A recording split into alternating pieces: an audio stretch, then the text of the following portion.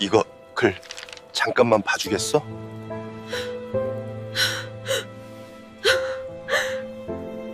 이거 잠깐만 봐주겠소? 쓰러진 노인이 떨리는 손으로 내민 낡은 전단지. 그녀는 무심코 받아들었습니다. 그리고 숨이 멎었어요. 거기엔 자신의 어릴 적 사진이 있었거든요. 분유값도 없어 굶어가며 붕어빵 팔던 미혼모. 20년 동안 버려진 줄 알았습니다. 그런데 누군가 찾고 있었어요. 20년 동안 포기하지 않고 허름한 옷의 이 노인은 대체 누구일까요? 그녀는 왜 버려진 걸까요? 아니, 정말 버려진 게 맞을까요? 사연 시작 전 구독과 좋아요를 눌러주시고 어디에서 보고 계신지 댓글로 알려주세요. 그곳에 행운이 가득하기를 바라겠습니다. 서울 한복판 대성그룹 본사 건물 52층 통유리 너머로 겨울 해가 뉘엿뉘엿 지고 있었습니다. 노을빛이 회장실 안을 붉게 물들였어요. 김 회장은 가죽 의자에 깊이 앉아 창밖을 물끄러미 바라보고 있었습니다. 80평생을 살아오며 쌓아 올린 것들이 있었어요. 빌딩도 공장도 땅도 셀 수 없이 많았죠. 하지만 그 어떤 것도 지금 이 순간의 공허함을 채워주지 못했습니다. 회장실은 넓었어요. 너무 넓어서 오히려 쓸쓸했습니다. 김 회장의 손에는 낡은 사진 한 장이 들려 있었어요.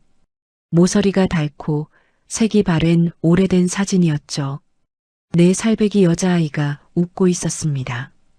볼이 통통하고 앞니가 빠진 채로 해맑게 웃는 얼굴. 은서야. 김 회장의 입술 사이로 낮은 한숨이 새어나왔습니다. 20년이었어요. 20년 동안 찾았습니다. 전국 방방곡곡을 뒤졌고 흥신소에 천문학적인 돈을 쏟아부었죠. 그런데도 손녀는 나타나지 않았어요. 김 회장은 사진을 내려다보며 주름진 손가락으로 아이의 얼굴을 쓰다듬었습니다. 대체 어디 있는 거냐? 책상 위에는 서류들이 수북이 쌓여 있었어요. 그중 맨 위에 놓인 것은 10년 전에 점쟁이가 남긴 쪽지였습니다. 김 회장은 그 쪽지를 수없이 읽었어요. 종이가 너덜너덜해질 정도로요. 비단 옷을 입으면 평생 못 찾을 것이요. 가장 낮고 추운 곳에서 붕어빵 냄새를 따라가시오. 처음에는 미친 소리라고 생각했습니다. 대성그룹 회장이 허름한 옷을 입고 거리를 돌아다니라니요. 하지만 10년이 지나도 손녀를 찾지 못하자 김 회장의 생각이 달라지기 시작했어요. 어쩌면 정말 어쩌면 그 말이 맞을지도 모른다는 생각. 그게 가슴 한구석에 뿌리를 내렸습니다. 똑똑 문 두드리는 소리가 들렸어요. 회장님, 박 실장입니다. 들어와라. 문이 열리고 50대 중반의 남자가 들어섰습니다. 박 실장이었어요. 20년 넘게 김 회장 곁을 지켜온 사람이죠. 그의 손에는 낡은 옷가지가 들려 있었습니다. 솜이 듬성듬성 빠진 바지, 색이 바랜 점퍼, 때가 탄 운동화. 준비해놨습니다. 김 회장이 고개를 끄덕였어요. 오늘이 마지막 일지도 모른다. 박 실장은 아무 말도 하지 않았습니다. 다만 고개를 숙여 예를 표했을 뿐이에요. 경호는 멀찍이서 하겠습니다. 회장님께서 원하시는 대로요. 김 회장이 자리에서 일어섰습니다. 80년을 버텨온 허리가 삐걱거렸어요. 무릎도 시큰거렸죠. 하지만 그는 개의치 않았습니다. 손녀를 찾을 수만 있다면 무엇이든 할 수 있었어요. 해가 완전히 지고 서울의 밤거리에 불빛이 켜지기 시작했습니다. 영하 13도. 뉴스에서는 연일 한파 경보를 알렸어요. 올겨울 들어 가장 추운 날씨가 예상됩니다. 외출을 삼가시고.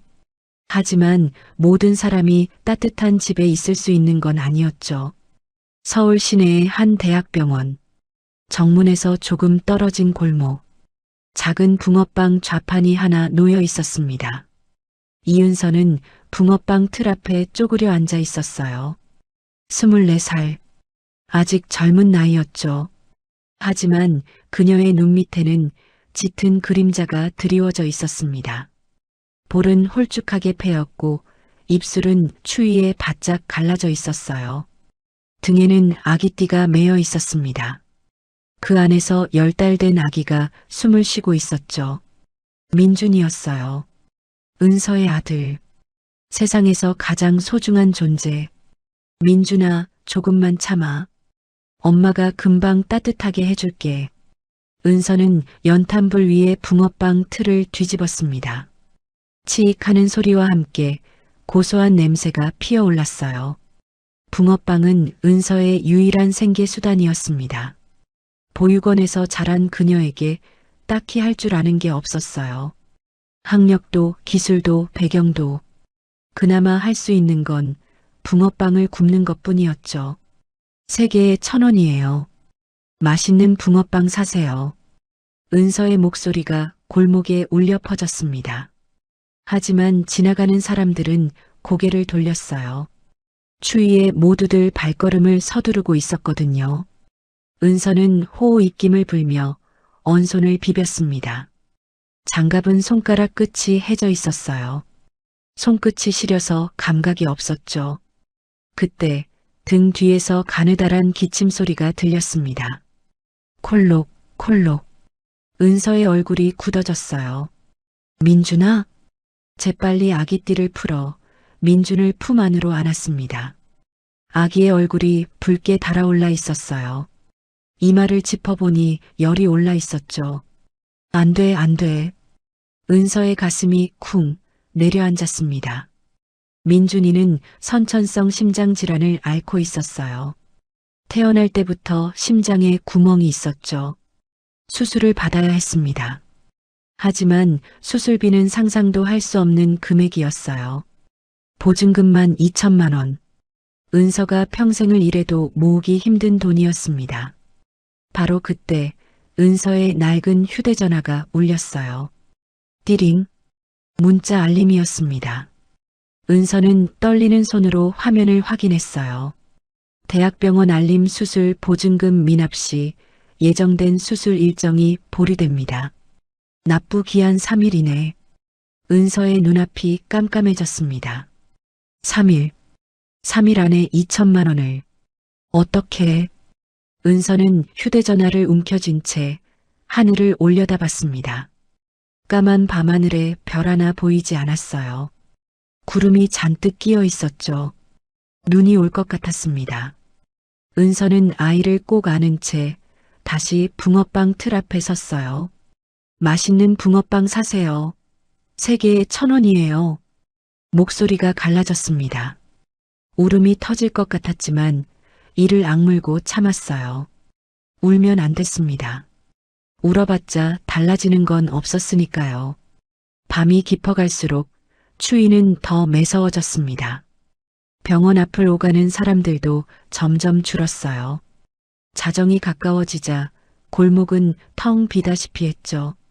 그런데 갑자기 요란한 소리가 들렸습니다. 거기 안 돼. 노점 영업 금지 구역이야. 은서가 고개를 돌렸어요. 구청 단속반이었습니다. 형광조끼를 입은 남자 셋이 후레쉬를 비추며 다가오고 있었죠. 은서의 얼굴이 하얗게 질렸습니다. 저기. 아줌마, 여기 영업 금지된 거 몰라? 몇 번을 말해. 죄송합니다, 아저씨. 하지만 아기가 아파서. 아파서? 아프면 집에 있어야지. 왜 나와서 장사를 해? 단속반 남자가 호통을 쳤어요. 그의 손이 붕어빵 틀을 향해 뻗었습니다. 압수야, 압수. 안 돼요. 은서가 달려들었습니다. 붕어빵 틀은 중고로 30만 원 주고 산 거였어요. 그녀가 가진 전 재산이나 마찬가지였죠. 제발 이것만은. 비켜, 이 아줌마가. 실랑이가 벌어졌습니다. 그 순간 은서의 발이 빙판에 미끄러졌어요. 퍽! 은서가 넘어졌습니다. 등에 업고 있던 민준이 울음을 터뜨렸어요. 으앙, 으앙. 붕어빵 틀이 기울어졌습니다. 안에 있던 반죽이 바닥에 쏟아졌어요.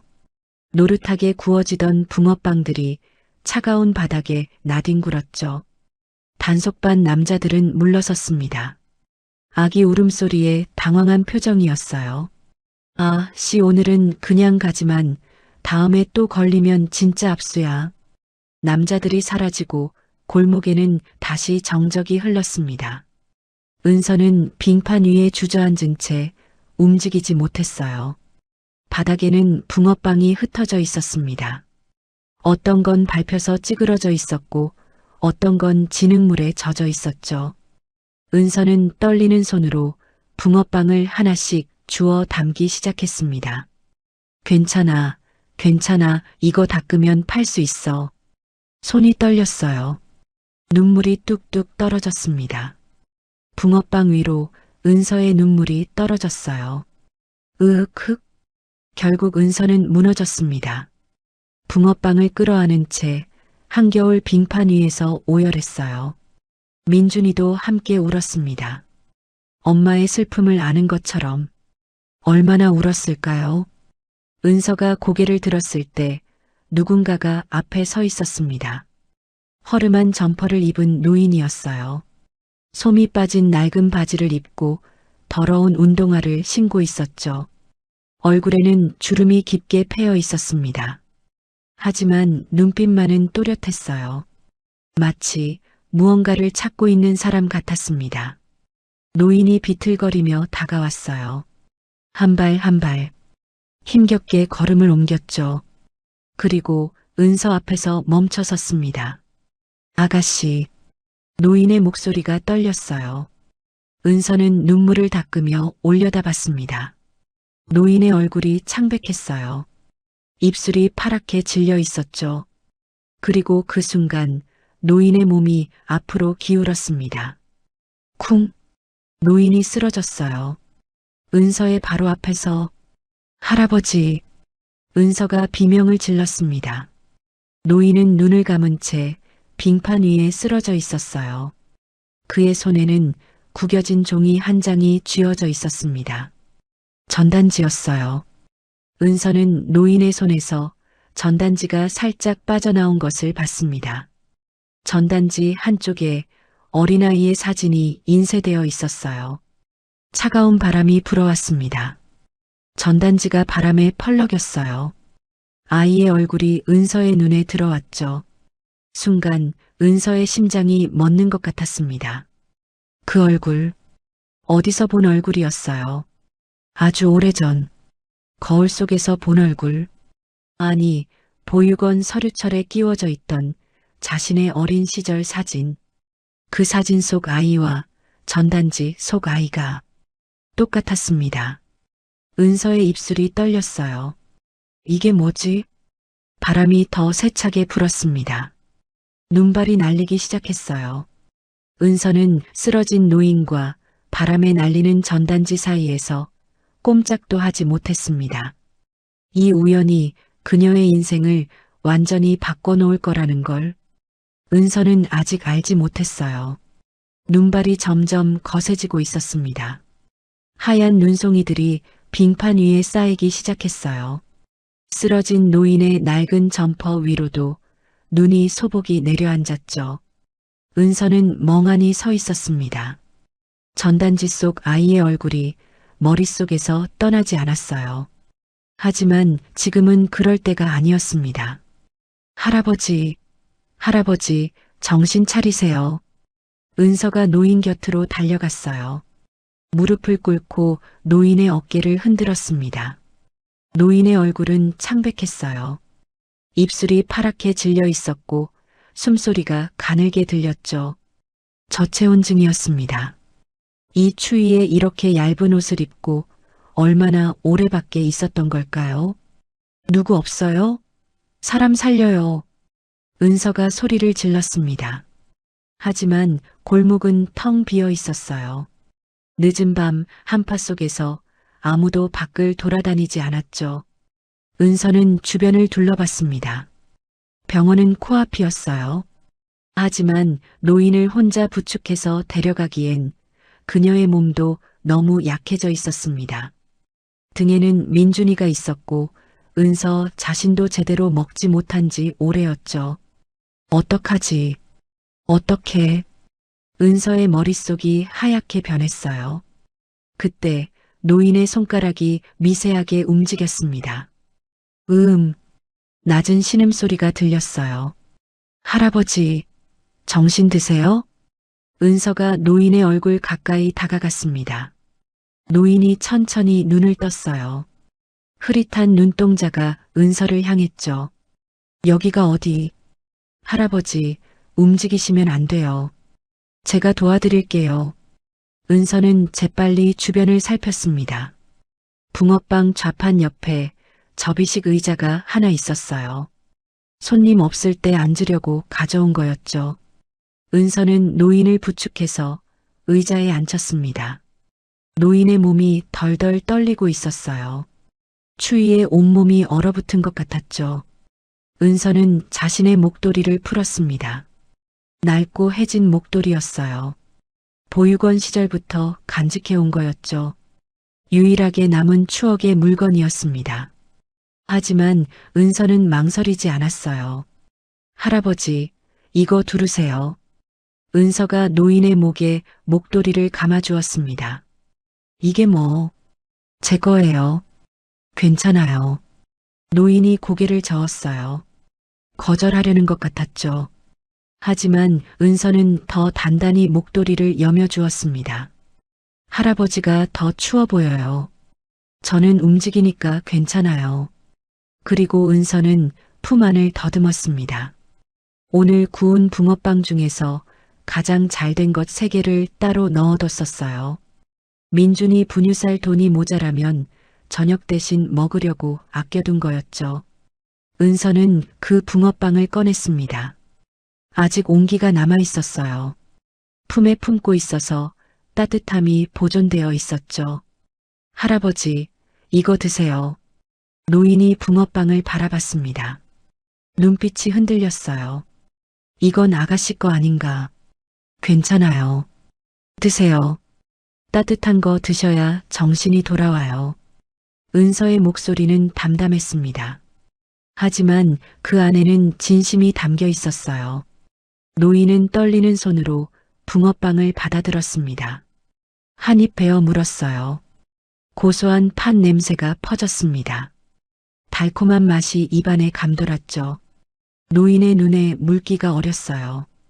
80년을 살았습니다. 온갖 산의 진미를 다 먹어봤죠. 세상에서 가장 비싼 음식들도 맛봤어요. 하지만 이 순간 이 허름한 붕어빵이 가장 따뜻하게 느껴졌습니다. 고맙소. 노인의 목소리가 갈라졌어요. 은서는 고개를 저었습니다. 우리 아기 생각나서 그래요. 우리 민준이도 이렇게 추우면 안 되거든요. 할아버지도 누군가의 할아버지잖아요. 민준. 그 말에 노인이 고개를 돌렸습니다. 은서의 등에 엎인 아기가 보였어요. 작은 얼굴이 빨갛게 상기되어 있었죠. 아기가 아픈 건가? 네, 조금요. 근데 괜찮을 거예요. 은서가 억지로 웃어 보였습니다. 노인은 붕어빵을 먹으며 은서의 얼굴을 자세히 들여다봤습니다. 이상했어요. 이 아가씨의 얼굴이 어딘가 익숙했습니다. 눈매, 코, 입술 모양, 특히 웃을 때 살짝 올라가는 입꼬리. 어디서 봤을까? 어디서 봤더라? 노인의 심장이 쿵쿵 뛰기 시작했어요. 설마. 아니야. 그럴 리가 없어. 노인은 고개를 저었습니다. 20년 동안 너무 많은 사람을 봐왔거든요. 손녀와 닮은 사람을 볼 때마다 희망을 품었다가 실망했습니다. 이번에도 그럴 거야. 분명히 그럴 거야. 하지만 노인의 손이 저도 모르게 주머니 안을 더듬었습니다. 아가씨. 노인이 입을 열었어요. 네. 부탁 하나만 들어주겠소? 은서가 고개를 갸웃거렸습니다. 노인이 주머니에서 종이 한 장을 꺼냈어요. 아까 쓰러지면서 떨어뜨렸던 그 전단지였습니다. 이거 잠깐만 봐주겠소? 노인의 손이 떨리고 있었어요. 추위 때문인지 아니면 다른 이유 때문인지 은서는 전단지를 받아들었습니다. 전단지는 낡았어요. 접힌 자국이 수없이 많았고 모서리는 닳아서 너덜너덜했죠. 분명 오랫동안 갖고 다닌 것 같았습니다. 은서는 전단지를 펼쳤어요. 찾습니다. 큰 글씨가 맨 위에 적혀 있었습니다. 그 아래에는 사진이 있었어요. 4살 정도로 보이는 여자아이. 통통한 볼, 빠진 앞니, 해맑게 웃는 얼굴. 은서의 손이 굳었습니다. 이 얼굴, 분명히 어디서 봤어요. 아주 오래전, 보육원 원장님이 보여줬던 서류, 그 서류에 끼워져 있던 사진. 내가 처음 왔을 때 들고 있던 거란다. 원장님의 목소리가 귓가에 맴돌았습니다. 은서는 전단지를 더 자세히 읽었어요. 이름 김은서, 실종 당시 나이 4살 특징 목 뒤에 작은 붉은 점. 목 뒤? 붉은 점? 은서의 심장이 멎는 것 같았습니다. 자신의 손이 저도 모르게 목 뒤를 만졌어요. 그곳에는 작은 점이 있었습니다. 태어날 때부터 있었던 붉은 점. 평생 신경 쓰지 않았던 그냥 점이라고만 생각했던. 그런데 이 전단지에도 똑같이 적혀 있었어요. 이게 뭐예요? 은서의 목소리가 떨렸습니다. 노인이 은서의 얼굴을 빤히 바라봤어요. 아가씨, 네, 목 뒤 좀 보여줄 수 있겠소?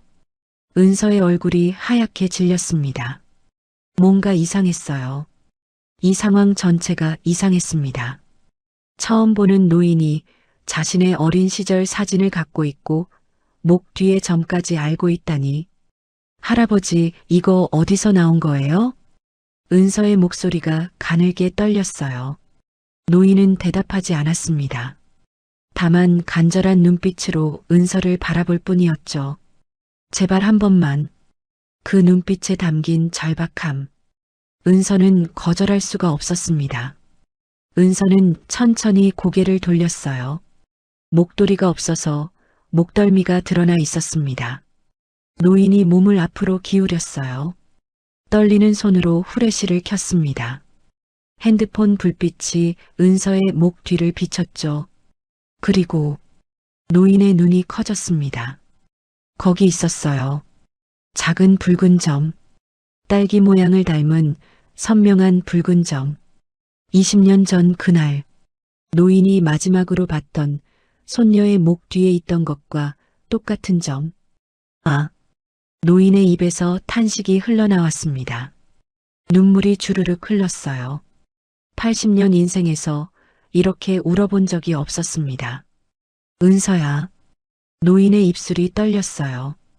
우리 은서. 은서가 화들짝 놀라 돌아봤습니다. 뭐라고요? 은서야 할아버지야. 노인이 은서의 손을 덥석 잡았어요.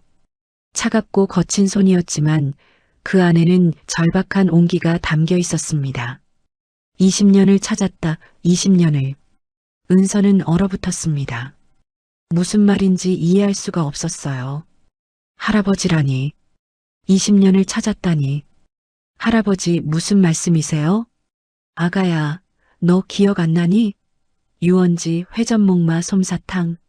노인의 목소리가 갈라졌어요. 그날 내가 사라졌어. 할아버지가 20년 동안 찾았단다. 은서의 머릿속이 하얗게 변했습니다. 유원지, 회전목마, 솜사탕. 그 단어들이 머릿속에서 맴돌았어요. 기억나지 않았습니다. 4살 이전의 기억은 거의 없었거든요. 다만 가끔 꿈에서 빙글빙글 도는 것, 달콤한 냄새, 그리고 누군가의 비명소리, 그런 것들이 조각조각 떠오르곤 했어요. 저는 버려진 거라고 들었어요. 은서의 목소리가 가늘게 떨렸습니다. 버려진 게 아니야. 노인이 강하게 말했어요. 누가 널 데려간 거야. 버린 게 아니라 빼앗긴 거란다. 은서의 눈에 눈물이 고였습니다. 평생을 버려진 아이라고 생각하며 살았어요. 누군가에게 필요 없어서 버려진 존재. 보육원에서도 사회에서도 늘 그렇게 느꼈습니다. 그런데 이 노인은 뭐라고 하는 걸까요? 버려진 게 아니라 빼앗겼다고. 20년 동안 찾았다고. 정말이에요? 은서의 목소리가 떨렸어요. 진짜로 저를 찾으신 거예요? 노인이 고개를 끄덕였습니다. 눈물이 주름진 얼굴을 타고 흘러내렸어요. 진짜다 아가야. 할아버지가 너 찾으러 20년을 헤맸단다. 바로 그때 골목 어귀에서 발소리가 들렸습니다. 두 사람이 걸어오고 있었어요. 한 명은 검은 코트를 입은 중년 남자, 박 실장이었습니다. 또 한 명은 의료 가방을 든 젊은 여자, 의사로 보였어요. 회장님, 박 실장이 달려왔습니다. 회장님, 은서의 귀에 그 말이 꽂혔어요. 회장님이라고요? 박 실장 늦었구나. 노인이 힘없이 웃었습니다. 박 실장은 노인의 상태를 확인하고 안도의 한숨을 내쉬었어요. 저체온증입니다. 병원으로 가셔야 합니다. 그 전에 노인이 은서를 가리켰어요. 이 아가씨 검사 좀 해봐야겠다. 박 실장의 눈이 은서에게로 향했습니다. 그는 은서의 얼굴을 자세히 살폈어요. 그리고 그의 표정이 굳어졌습니다. 오래전에 봤던 사진, 아가씨 어머니의 젊은 시절 모습, 눈앞의 여자가 그 사진과 너무 닮아 있었어요. 회장님 설마. 그래, 내 생각에도 그렇다. 노인이, 아니 김 회장이 고개를 끄덕였습니다. 병원에 가서 확인해 보자. 유전자 검사를 하면 알 수 있을 게야. 은서는 멍하니 서 있었습니다. 회장님, 유전자 검사. 너무 갑작스러운 일들이 벌어지고 있었어요. 저는 은서가 뭔가 말하려 했습니다. 그때 등 뒤에서 민준이 기침을 했어요. 콜록, 콜록, 콜록. 은서가 화들짝 돌아봤습니다. 민준아. 아기의 얼굴이 더 붉어져 있었어요. 열이 더 오른 것 같았습니다. 의사가 다가왔어요. 아기 상태가 안 좋아 보이네요. 잠깐 볼게요. 의사가 민준을 살폈습니다. 청진기를 대고 이마를 짚어보고 눈동자를 확인했어요. 열이 높아요. 심장 소리도 좀 이상하고 이 아기 기저 질환이 있나요? 은서가 고개를 끄덕였습니다. 선천성 심장 질환이에요. 수술 받아야 하는데 당장 병원에 가야겠어요. 상태가 급변할 수 있어요. 김 회장이 몸을 일으켰습니다. 비틀거렸지만 박 실장이 부축했어요. 박 실장. 네, 회장님. 이 아가씨와 아기를 병원에 데려가라. 최고의 치료를 받게 해.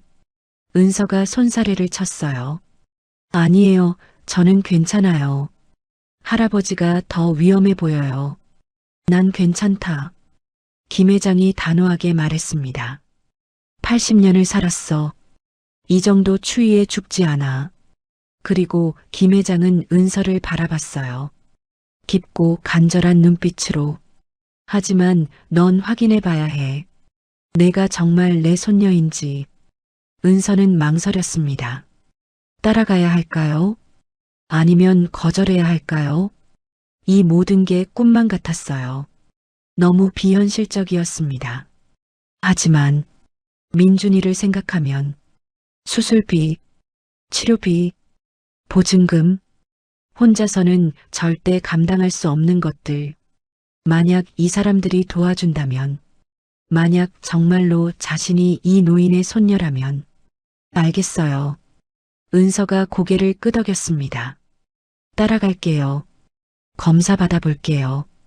김 회장의 얼굴에 안도의 빛이 스쳤습니다. 고맙다 아가야. 일행이 움직이기 시작했습니다. 골목 끝에 검은색 승용차가 대기하고 있었어요. 고급 세단이었죠. 은서는 민준을 꼭 안은 채 차에 올랐습니다. 따뜻한 히터 바람이 얼굴을 감쌌어요. 얼어붙었던 몸이 서서히 녹기 시작했습니다. 하지만 마음은 여전히 얼어 있었어요. 이게 기적이면 좋겠다. 은서는 속으로 빌었습니다. 제발 이번만은 좋은 일이 생기게 해주세요. 차가 병원을 향해 달렸습니다. 은서는 창밖을 바라봤어요. 눈이 더 세차게 내리고 있었습니다. 온 세상이 하얗게 변해가고 있었죠. 그때 은서의 귀에 이상한 소리가 들렸어요. 또각, 또각, 구두 소리 같았습니다. 딱딱하고 날카로운 굽소리. 은서가 고개를 돌렸어요. 하지만 차 안에는 아무도 구두를 신고 있지 않았습니다. 환청이었을까요? 은서는 고개를 저었어요. 피곤해서 그런 거야. 너무 많은 일이 있었으니까. 하지만 그 소리는 어딘가 익숙했습니다. 아주 오래전 꿈속에서 들었던 소리. 무섭고 차갑고 그래서 잊고 싶었던 소리. 또각, 또각. 은서는 자신도 모르게 민준을 더 꽉 안았습니다. 차가운 예감이 등줄기를 타고 내려왔어요. 뭔가 잘못된 것 같았습니다. 하지만 지금은 알 수 없었어요. 이 밤이 끝나고 새로운 아침이 오면 은서의 인생이 완전히 뒤바뀔 거라는 걸, 그리고 그 변화 속에 어둠이 함께 다가오고 있다는 걸 은서는 아직 알지 못했습니다. 차는 눈 내리는 밤길을 달려 병원을 향해 나아갔어요. 병원 응급실은 밤늦은 시간에도 분주했습니다. 형광등 불빛이 하얗게 내리쬐고 있었어요. 소독약 냄새가 코끝을 찔렀죠. 은서는 긴 의자에 앉아 민준을 꼭 안고 있었습니다. 아기는 링거를 맞고 있었어요. 작은 손등에 꽂힌 바늘이 아파 보였죠. 엄마가 미안해, 민준아. 은서가 아기의 이마를 쓰다듬었습니다. 열이 조금 내렸어요. 하지만 여전히 안심할 수 없었죠.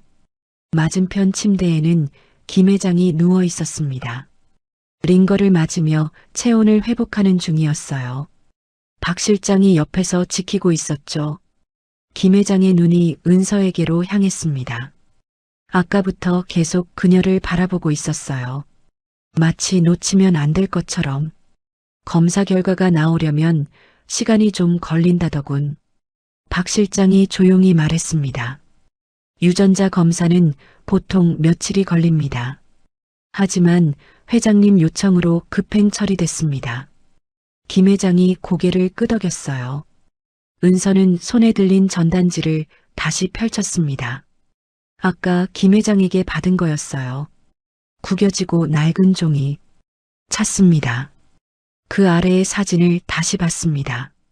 내 살배기 여자아이. 통통한 볼, 빠진 앞니. 볼수록 신기했어요. 거울 속 어린 시절의 자신과 똑같았거든요. 정말 이게 저예요? 은서의 목소리가 떨렸습니다. 김 회장이 몸을 일으켜 앉았어요. 박 실장이 부축하려 했지만 손을 저었죠. 은서야. 김 회장이 불렀습니다. 그 목소리에 담긴 간절함. 은서는 고개를 들었어요. 4살 때 일이다.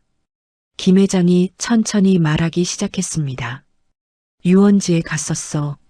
너와 내 아버지, 그리고 김 회장의 목소리가 잠시 멈췄어요. 그리고 그 여자. 김 회장의 눈빛이 차갑게 변했습니다. 회전목마를 타고 싶다고 했지. 내 아버지가 데려갔어. 그런데 돌아왔을 때 김 회장의 주먹이 떨렸어요. 넌 없었다. 은서는 숨을 멈췄습니다. 유원지, 회전목마. 그 단어들이 머릿속에서 맴돌았어요.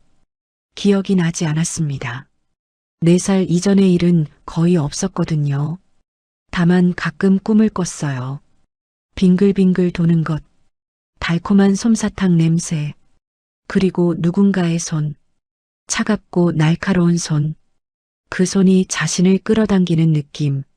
저는 버려진 줄 알았어요. 은서의 목소리가 갈라졌습니다. 보육원 원장님이 그랬거든요.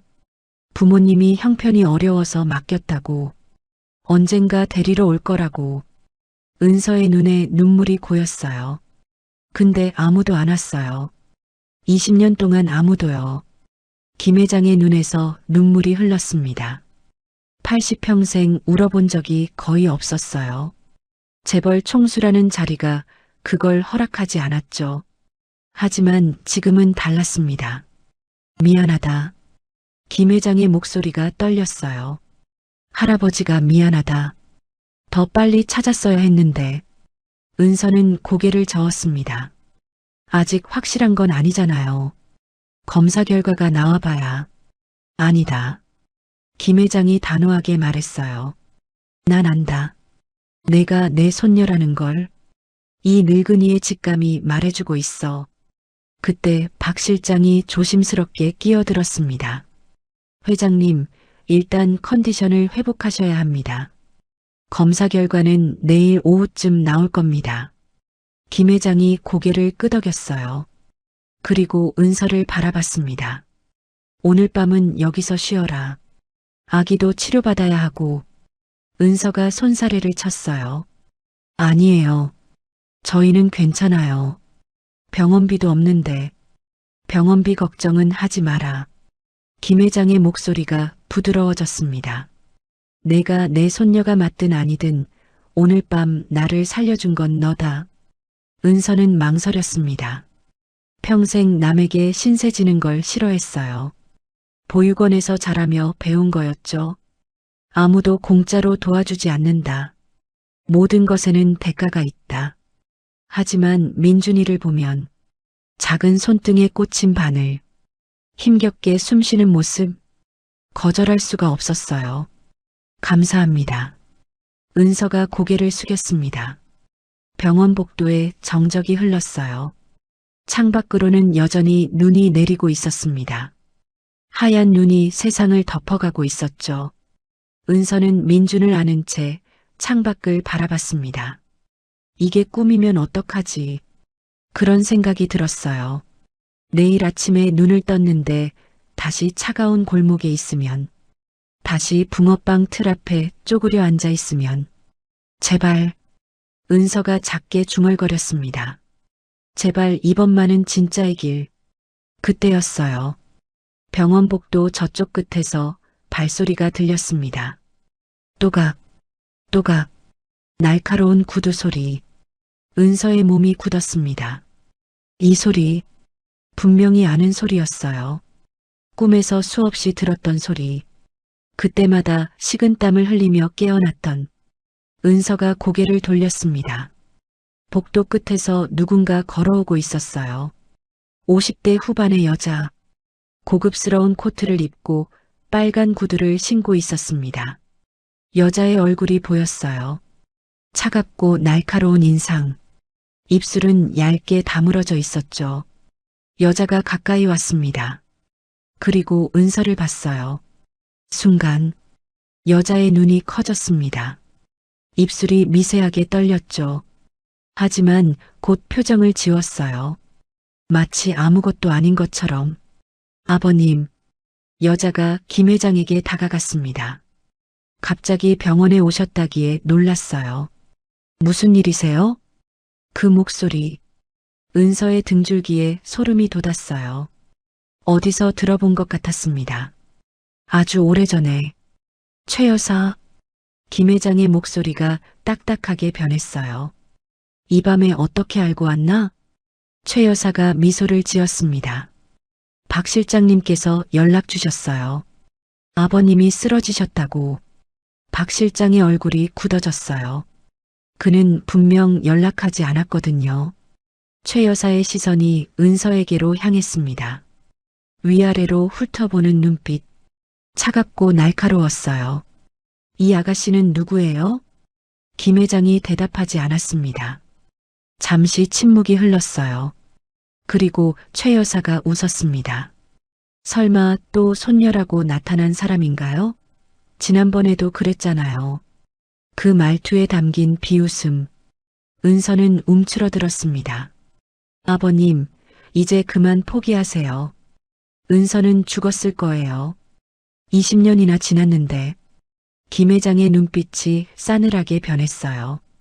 최 여사, 네, 아버님. 됐으니 가봐라. 여기 일은 내가 처리할 테니. 최 여사의 미소가 굳어졌습니다. 하지만 곧 고개를 숙였어요. 네, 알겠습니다. 컨디션 챙기세요. 최 여사가 돌아섰습니다. 또각, 또각. 빨간 구두 소리가 멀어져 갔어요. 은서는 그 뒷모습을 바라봤습니다. 심장이 미친 듯이 뛰고 있었어요. 손바닥에 식은땀이 흥건했죠. 저 여자 분명히 어디서 봤어요. 아주 오래전에. 기억은 나지 않았습니다. 하지만 몸이 기억하고 있었어요. 저 소리, 저 구두 소리. 무섭다. 은서는 민준을 더 꽉 안았습니다. 할아버지. 은서가 작게 불렀어요. 저분은 누구예요? 김 회장의 얼굴이 어둡게 변했습니다. 내 아버지의 아내다. 내 새엄마지. 새엄마. 그 말에 은서의 심장이 멎는 것 같았어요. 최 여사가 사라진 복도 끝을 바라봤습니다. 거기에는 아무것도 없었어요. 그냥 텅 빈 복도뿐이었죠. 하지만 은서는 느꼈습니다. 뭔가 잘못됐다는 걸, 위험이 다가오고 있다는 걸. 빨간 구두 소리가 아직도 귓가에 맴돌았어요. 또각, 또각. 다음 날 오후 유전자 검사 결과가 나왔습니다. 박 실장이 봉투를 들고 병실에 들어섰어요. 그의 얼굴에는 알 수 없는 표정이 떠올라 있었죠. 김 회장이 링거를 맞은 채로 몸을 일으켰습니다. 눈빛이 초조하게 흔들리고 있었어요. 결과가 어떻게 나왔나? 박 실장이 조심스럽게 봉투를 건넸어요. 김 회장의 손이 떨렸습니다. 80평생을 살며 수많은 계약서에 사인했지만 이렇게 떨려본 적은 없었어요. 천천히 봉투를 열었습니다. 서류를 꺼내 한 줄 한 줄 읽었어요. 친자 확률 99.99%. 김 회장의 눈에서 눈물이 흘렀습니다. 주름진 얼굴을 타고 눈물이 떨어졌어요. 은서야. 그가 고개를 들어 은서를 바라봤어요. 내가 맞구나. 내 손녀가 맞아. 은서는 멍하니 서류를 바라봤습니다. 글자들이 눈에 들어오지 않았어요. 머릿속이 하얗게 변했죠. 20년 동안 버려진 아이라고 생각했습니다. 아무도 자신을 원하지 않는다고 믿었어요. 보육원에서 자랄 때도, 홀로 세상에 나왔을 때도, 미혼모가 되어 손가락질 받을 때도 늘 혼자였습니다. 그런데 가족이 있었어요. 자신을 찾던 사람이 있었습니다. 진짜예요? 은서의 목소리가 갈라졌어요. 정말로 제가 할아버지 손녀예요? 김 회장이 고개를 끄덕였습니다. 말없이 두 팔을 벌렸어요. 이리 와라, 은서야. 은서는 움직이지 못했습니다. 발이 땅에 붙은 것 같았어요. 가슴 속에서 뭔가 뜨거운 게 치밀어 올랐죠. 참으려 했지만 눈물이 멈추지 않았습니다. 결국 은서는 천천히 다가갔어요. 할아버지의 품에 안겼습니다. 할아버지, 울어라. 실컷 울어. 김 회장이 손녀의 등을 토닥였습니다. 거칠고 주름진 손이었지만 그 안에는 20년치 그리움이 담겨 있었어요. 이제 다 끝났다. 집에 가자. 그날 저녁, 검은색 승용차가 대저택 앞에 멈췄습니다. 은서는 창밖을 바라봤어요. 입이 떡 벌어졌습니다. 저택이라기보다 궁전 같았어요. 끝이 보이지 않는 넓은 정원. 가운데에는 분수대가 있었고 건물은 하얀 대리석으로 지어져 있었죠. 여기가 집이에요? 박 실장이 고개를 끄덕였습니다. 대성그룹 총수 저택입니다. 이제 아가씨의 집이기도 하죠. 차 문이 열렸어요. 은서는 민준을 안고 조심스럽게 내렸습니다. 차가운 겨울바람이 불었지만 어제보다 덜 시렸어요. 두꺼운 캐시미어 코트를 입고 있었거든요. 병원에서 박 실장이 준비해 준 거였습니다. 저택 현관문이 열렸어요. 안은 더 놀라웠습니다. 높은 천장에 거대한 샹들리에가 매달려 있었어요. 반짝이는 크리스탈이 빛을 뿌리고 있었죠. 대리석 바닥은 거울처럼 반들거렸습니다. 벽에는 액자들이 걸려 있었어요. 은서는 한 발짝도 떼기 어려웠습니다. 발자국이라도 남길까봐 두려웠거든요. 신발 벗어도 되나요? 박 실장이 미소를 지었어요. 편하게 하셔도 됩니다. 여기가 아가씨 집이니까요. 은서가 조심스럽게 신발을 벗었습니다. 맨발이 대리석 바닥에 닿았어요.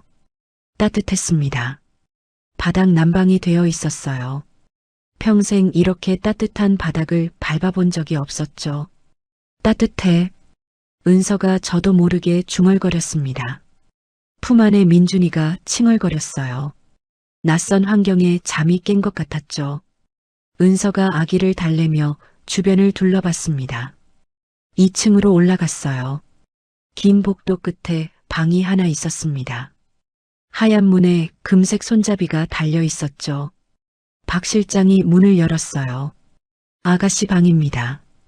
옆방은 아기 방으로 준비했고요. 은서가 천천히 안으로 들어섰습니다. 넓은 침대가 먼저 눈에 들어왔어요. 하얀 시트와 푹신한 이불, 창가에는 소파와 작은 테이블이 있었죠. 커튼을 젖히자 정원이 내려다 보였습니다. 눈이 소복이 쌓인 정원이 동화 속 풍경 같았어요. 이게 제 방이에요? 네. 필요한 게 있으면 언제든 말씀하세요. 박 실장이 나가고 은서는 조심스럽게 침대에 앉았습니다. 푹신했어요. 몸이 구름 속으로 빠져드는 것 같았죠. 민준이를 옆에 눕혔어요. 아기가 천장을 바라보며 작은 손을 뻗었습니다. 민준아, 여기 우리 집이래. 은서의 목소리가 떨렸습니다. 엄마도 처음 와보는 집인데. 그날 밤, 은서는 잠을 이루지 못했습니다. 침대가 너무 푹신했어요. 이불이 너무 따뜻했죠. 익숙하지 않았습니다. 평생 딱딱한 바닥에서 잤어요. 보육원에서도 고시원에서도 얇은 이불 한 장으로 겨울을 버텼죠. 그런데 갑자기 이런 곳에 오니 오히려 어색했습니다. 몸은 편한데 마음이 불안했어요.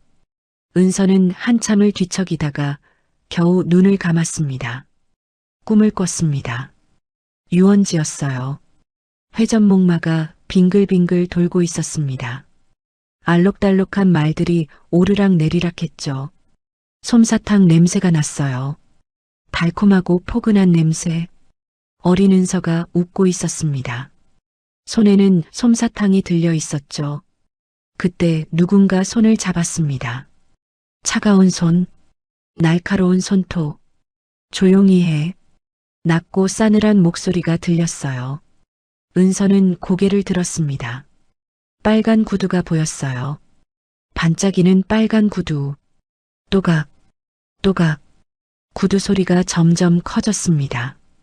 은서는 비명을 지르려 했어요. 하지만 소리가 나오지 않았죠. 목이 막힌 것처럼 숨이 안 쉬어졌습니다. 넌 없어져야 해. 그 목소리가 귓가에 맴돌았습니다. 은서가 눈을 떴어요. 온몸이 식은땀에 젖어 있었습니다. 심장이 미친 듯이 뛰고 있었죠. 꿈이야 꿈이었어. 은서가 가슴을 쓸어내렸습니다. 창밖은 아직 어두웠어요. 새벽 3시쯤 되어 보였습니다. 그때 복도에서 발소리가 들렸습니다. 또각, 또각. 은서의 얼굴이 하얗게 질렸어요. 꿈이 아니었습니다. 현실에서도 그 소리가 들리고 있었어요. 발소리가 점점 가까워졌습니다. 천천히, 한 발, 한 발. 그리고 은서의 방 앞에서 멈췄어요. 똑똑. 노크 소리가 들렸습니다. 은서는 숨을 죽였어요. 이불을 꽉 움켜쥐었습니다. 대답하지 않았어요. 잠시 정적이 흘렀습니다. 1초가 1분처럼 느껴졌죠. 그리고 발소리가 다시 멀어졌습니다. 또각, 또각. 은서는 한참을 움직이지 못했어요. 심장이 터질 것 같았습니다. 옆에서 민준이가 칭얼거렸어요. 엄마의 불안을 느낀 것 같았죠. 은서가 아기를 안아 올렸습니다. 괜찮아, 엄마가 있어. 은서는 아기를 꼭 안은 채 창밖을 바라봤습니다. 동이 트고 있었어요. 어둠이 서서히 걷히고 있었죠. 하지만 은서의 마음속에는 여전히 짙은 어둠이 드리워져 있었습니다. 아침이 되었어요. 은서는 민준을 안고 조심스럽게 아래층으로 내려갔습니다. 식당에는 이미 사람들이 있었어요. 김 회장이 상석에 앉아 있었고 박 실장이 옆에 서 있었습니다. 그리고 최 여사, 그녀가 은서를 봤습니다. 미소를 지었어요. 입술은 웃고 있었지만 눈은 차가웠습니다. 어머, 일어났네. 최 여사가 의자에서 일어났어요. 잘 잤어요? 그 목소리. 은서의 등줄기에 소름이 돋았습니다. 분명히 어젯밤에 들은 발소리. 그게 이 여자였을 거예요. 네, 잘 잤어요. 은서가 억지로 대답했습니다. 최 여사가 다가왔어요. 민준이를 내려다봤습니다. 아기가 예쁘네. 엄마를 닮았어. 그 말투가 싸늘했어요. 칭찬 같지 않았습니다. 김 회장이 숟가락을 내려놓았어요. 최 여사, 네, 아버님. 은서는 내 손녀다. 이 집의 가족이야. 명심해라. 최 여사의 미소가 순간 굳어졌습니다. 하지만 곧 고개를 숙였어요. 물론이죠, 아버님. 제가 왜 함부로 대하겠어요. 가족인데요. 은서는 최 여사를 바라봤습니다. 그녀의 발 아래에는 빨간 구두가 신겨 있었어요. 꿈에서 본 것과 똑같은 색, 똑같은 모양. 은서는 본능적으로 알았습니다. 이 여자가 위험하다는 걸, 뭔가를 숨기고 있다는 걸. 하지만 증거가 없었어요. 그냥 느낌일 뿐이었죠. 은서는 민준을 더 꽉 안았습니다. 따뜻한 저택, 푹신한 침대, 맛있는 음식, 모든 게 꿈만 같았어요. 하지만 그 꿈속에 악몽이 숨어 있다는 걸 은서는 느끼고 있었습니다. 빨간 구두 소리가 아직도 귓가에 맴돌았어요. 며칠이 지났습니다.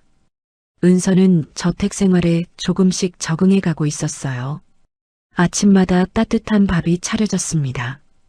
흰 쌀밥에 갓 끓인 된장찌개, 반찬도 가짓수가 많았어요. 민준이는 전담 간호사의 돌봄을 받았죠. 병원 진료도 최고급 시설에서 이루어졌어요.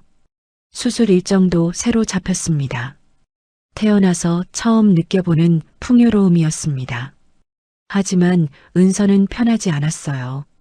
최 여사의 시선이 늘 느껴졌거든요. 식사할 때도, 복도를 지날 때도 그녀의 차가운 눈빛이 등 뒤를 쫓아왔습니다. 밤마다 같은 악몽을 꿨어요.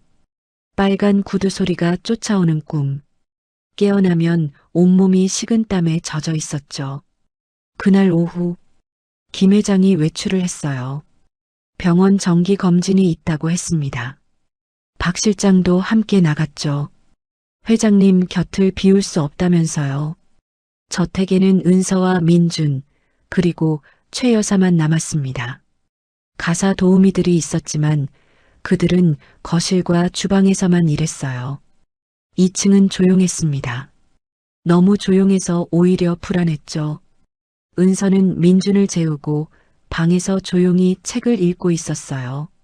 창밖으로는 겨울 햇살이 비치고 있었습니다. 평화로운 오후였죠. 그때였어요. 똑똑 노크 소리가 들렸습니다. 은서의 심장이 쿵 내려앉았어요. 누구세요? 나야, 은서 씨. 최 여사의 목소리였습니다. 은서는 잠시 망설였어요. 문을 열지 말까 생각했죠. 하지만 피할 수는 없었습니다. 같은 집에 사는 사람이었으니까요. 안 열면 오히려 의심받을 거예요. 은서가 심호흡을 하고 천천히 문을 열었습니다. 최 여사가 서 있었습니다. 오늘도 빨간 구두를 신고 있었어요. 입술에는 붉은 립스틱이 발려 있었죠. 검은색 원피스가 몸에 딱 맞았습니다. 미소를 짓고 있었지만 그 미소가 무서웠습니다. 눈은 전혀 웃지 않았거든요. 잠깐 얘기 좀 할까? 최 여사가 말했어요. 대답을 기다리지도 않고 그녀는 방 안으로 들어왔습니다. 은서가 막을 틈도 없었어요. 최 여사는 천천히 방을 둘러봤어요. 창가의 소파, 침대, 아기용품들, 그리고 민준이 옆에 놓인 곰인형을 봤습니다.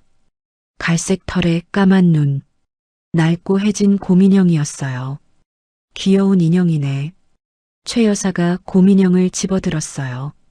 은서의 얼굴이 굳어졌습니다. 그 곰인형은 특별한 거였어요. 보육원 시절부터 간직해온 유일한 물건. 안에 작은 녹음기가 달려 있었죠. 민준이 울 때 자장가를 녹음해서 틀어주곤 했습니다. 아기가 엄마 목소리를 들으면 울음을 멈추거든요. 예쁘죠? 민준이가 좋아해요. 은서가 조심스럽게 말했어요. 최 여사가 곰인형을 만지작거렸습니다. 배 부분을 한번 누르더니 다시 내려놓았어요. 그리고 은서를 똑바로 바라봤습니다. 단도직입적으로 말할게. 최 여사의 목소리가 달라졌습니다. 부드러움이 사라지고 차가움만 남았어요. 마치 다른 사람 같았습니다. 넌 여기서 나가야 해. 은서의 심장이 멎는 것 같았습니다. 무슨 말씀이세요? 못 알아들었어? 최 여사가 한 발 다가왔어요. 구두 굽이 바닥을 찍었습니다. 딱! 은서는 저도 모르게 뒷걸음질 쳤습니다. 유전자 검사 결과가 어떻게 나왔든 넌 이 집에 있으면 안 돼. 왜요? 저는 할아버지 손녀예요. 검사로 증명됐잖아요. 은서의 목소리가 떨렸어요. 하지만 물러서지 않으려 애썼습니다. 최 여사가 비웃듯 웃었어요. 콧방귀를 뀌는 것 같았죠. 손녀, 20년 동안 어디 있다가 이제 와서 갑자기 나타나서 손녀 행세? 저도 몰랐어요. 버려진 줄 알았다고요. 보육원에서 자랐어요. 버려진 게 맞아. 최 여사의 눈빛이 싸늘하게 변했습니다. 입꼬리가 비틀어졌어요. 정확히는 내가 버렸지. 은서의 머릿속이 하얗게 변했습니다. 심장이 멈춘 것 같았어요. 숨을 쉴 수가 없었습니다. 뭐라고요? 20년 전 유원지. 널 데려다 버린 건 나야. 최 여사가 담담하게 말했어요. 마치 날씨 얘기를 하듯이. 아무렇지도 않게. 은서의 다리에 힘이 풀렸습니다. 벽에 손을 짚어야 했어요. 왜 그런 짓을. 왜긴. 내가 방해였으니까. 최 여사가 창밖을 바라봤어요. 정원에 눈 덮인 나무들이 보였죠. 난 내 아버지와 결혼하고 싶었어. 대성그룹의 며느리가 되고 싶었지. 재벌가의 안주인 자리. 그게 얼마나 대단한 건지 알아? 최 여사가 돌아섰습니다. 근데 전처 딸이 있으면 복잡해지잖아. 재산 문제도 서열 문제도. 그래서 정리가 필요했어. 은서는 벽에 등을 기댔습니다. 서 있기가 힘들었어요. 무릎이 덜덜 떨렸습니다. 그래서 저를 버린 거예요? 버렸지. 유원지 화장실 앞에. 사람 많은 곳이니까 누군가 데려가겠지 싶었어. 경찰에 신고하든 보육원에 맡기든. 어쨌든 내 눈앞에서 사라지면 됐으니까. 최 여사가 은서를 똑바로 바라봤어요. 근데 내가 살아서 돌아올 줄은 몰랐네. 운도 좋아라. 은서의 눈에서 눈물이 흘렀습니다. 20년 동안의 고통, 외로움, 버려졌다는 상처, 보육원에서 크리스마스마다 창밖을 바라보던 기억. 다른 아이들은 부모가 면회 오는데 자신만 홀로 남아 있었던 기억. 그게 다 이 여자 때문이었어요. 어떻게 그럴 수가. 어떻게긴. 살다 보면 그런 거야. 살아남으려면 뭐든 해야 해. 최 여사가 은서에게 다가왔습니다. 얼굴을 가까이 들이밀었어요. 향수 냄새가 코를 찔렀습니다. 달콤하지만 역겨운 냄새. 그러니까 똑똑히 들어. 20년 전처럼 이번에도 내가 사라지면 끝이야. 은서의 몸이 얼어붙었습니다. 조용히 나가. 아무 일도 없었던 것처럼. 그럼 널 건드리지 않을게. 돈도 좀 줄 수 있어. 최 여사가 뒤로 물러섰어요. 하지만 안 나가면. 그녀의 시선이 잠든 민준에게로 향했습니다. 작고 연약한 아기. 심장이 아픈 아기. 은서의 심장이 쿵쿵 뛰었어요. 온몸의 피가 거꾸로 솟는 것 같았습니다. 민준이한테 손 떼면. 손 뗀다고는 안 했어. 최 여사가 미소를 지었습니다. 입술만 웃는 미소. 다만 아기가 아프잖아. 심장이 안 좋다며? 이런 아기들은 갑자기 상태가 나빠지기도 하지. 약을 잘못 먹거나 치료가 지연되거나. 은서의 얼굴이 새하얗게 질렸어요. 그건 협박이에요. 협박? 난 그냥 걱정하는 거야. 새엄마로서 손녀 걱정하는 거지. 최 여사가 문 쪽으로 향했습니다. 빨간 구두가 바닥을 찍었어요. 3일 줄게. 3일 안에 결정해. 조용히 나가든지 아니면. 그녀가 민준을 힐끗 봤어요. 아기부터 없어지든지. 문이 닫혔습니다. 발소리가 복도를 따라 멀어져 갔어요. 은서는 그 자리에 주저앉았습니다. 다리에 힘이 하나도 없었어요. 온몸이 떨리고 있었습니다. 안 돼. 민준이가 눈을 떴어요. 엄마의 울음소리에 깬 것 같았죠. 으응. 작은 손이 허공을 휘저었습니다. 은서가 아기를 안아 올렸어요. 떨리는 팔로 꼭 안았습니다. 괜찮아, 민준아. 엄마가 지켜줄게. 무슨 일이 있어도 절대 널 놓지 않을 거야.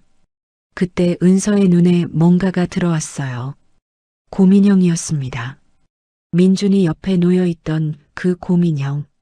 그런데 인형배 부분에서 작은 빨간 불빛이 깜빡이고 있었어요. 녹음 버튼이었습니다. 은서의 눈이 커졌어요. 아까 최 여사가 곰인형을 만졌을 때 배 부분을 눌렀었죠. 그때 버튼이 눌린 거였습니다. 설마. 은서가 조심스럽게 곰인형을 집어들었어요. 재생 버튼을 눌렀습니다. 치직. 잡음이 들리더니 목소리가 흘러나왔어요. 20년 전 유원지.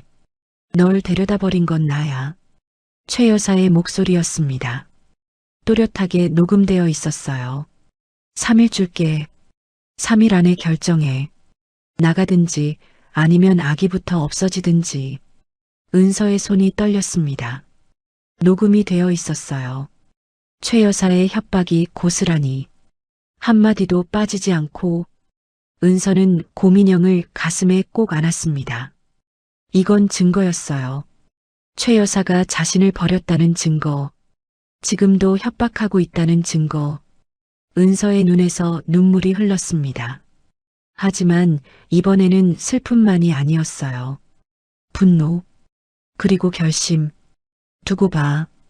은서가 낮게 중얼거렸습니다. 이번엔 안 당해. 민준이도 나도. 다시는 안 당해. 창밖으로 해가 지고 있었어요.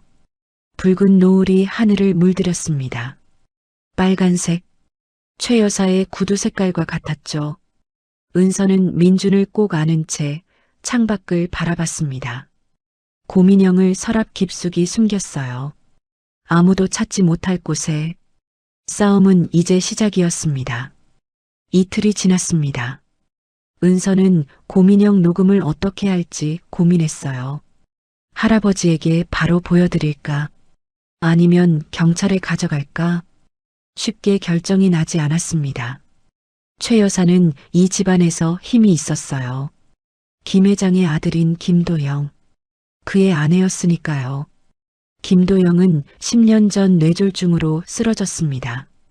지금도 요양원에서 의식이 오락가락하는 상태였죠. 그래서 최 여사가 집안의 실권을 쥐고 있었어요. 가사 도우미들도 최 여사 눈치를 봤습니다. 저택의 모든 일정도 그녀가 관리했죠. 은서는 조심해야 했어요. 성급하게 움직였다가는 오히려 역풍을 맞을 수 있었습니다. 그날 저녁, 김 회장이 은서를 불렀어요. 은서야, 저녁 같이 먹자. 할 얘기가 있다. 식당에 내려가니 이미 사람들이 모여 있었습니다. 김 회장, 최 여사, 박 실장, 그리고 낯선 남자가 한 명 있었어요. 은서는 그 남자를 보는 순간 심장이 철렁 내려앉았습니다. 정민호? 남자가 고개를 들었어요. 30살 정도로 보였습니다. 날카로운 눈매에 얇은 입술. 한때는 잘생겼다고 생각했던 얼굴. 민준이 아빠였어요. 정민호. 은서가 22살 때 만난 남자였습니다.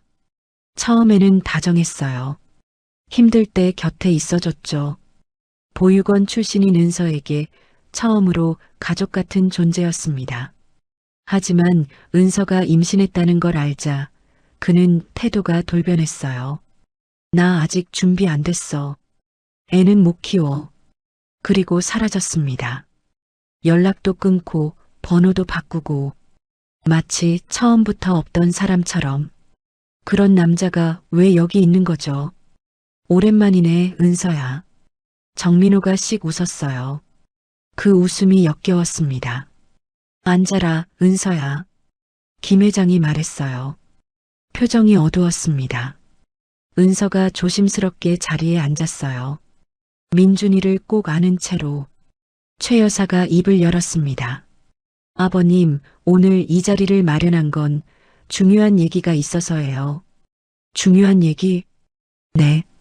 은서 씨에 대한 거예요. 최 여사가 정민호를 가리켰어요. 이분이 직접 증언해 주실 거예요.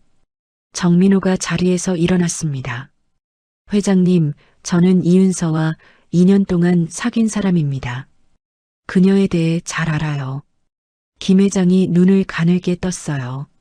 그래서 은서는 솔직히 말씀드리면 꽃뱀입니다.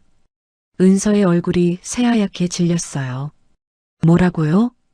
부잣집 남자들한테 접근해서 돈을 뜯어내는 여자예요. 저도 당했습니다. 돈 많이 뺏겼어요. 정민호가 슬픈 척 고개를 숙였어요. 그리고 저 아기도 제 아이가 아닙니다. 은서가 벌떡 일어났어요. 거짓말이에요. 목소리가 식당 전체에 울렸습니다. 이 사람이 저를 버렸어요. 임신했다니까 도망갔잖아요. 민준이는 분명히 이 사람 아이예요. 정민호가 고개를 저었어요.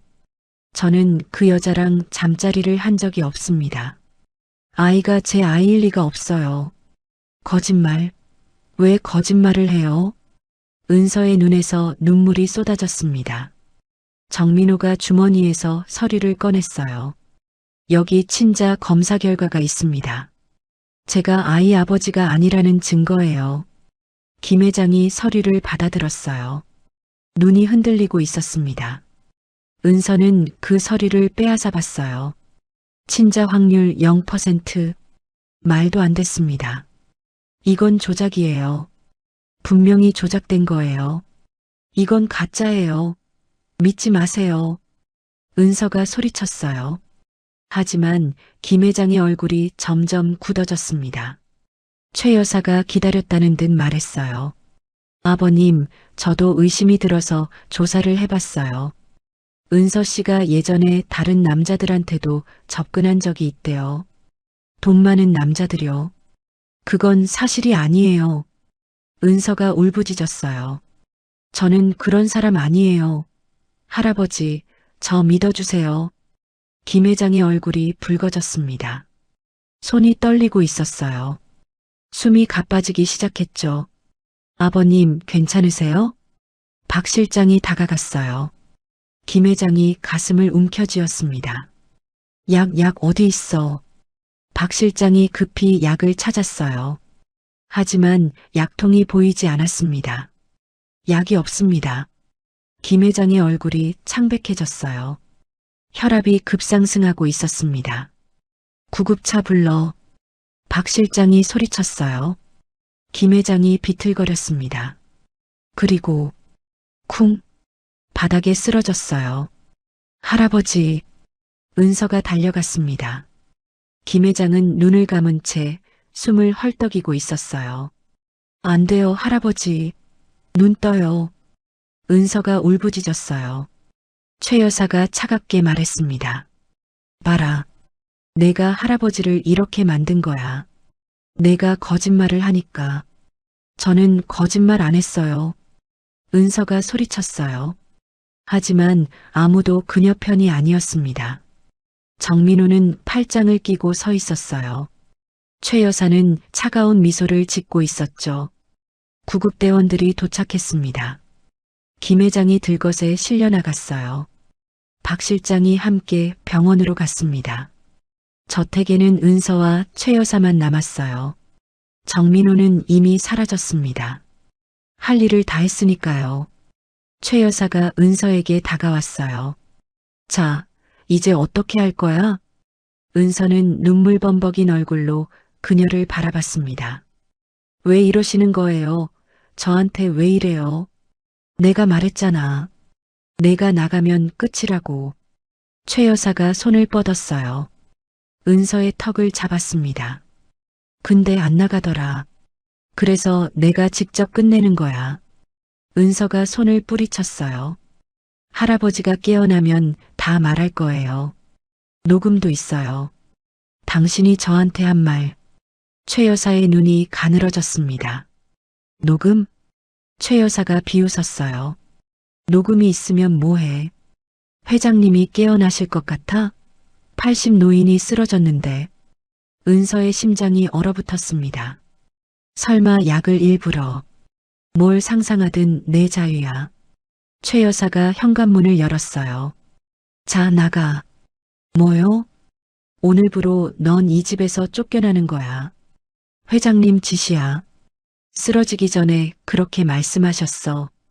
거짓말이에요. 은서가 소리쳤어요.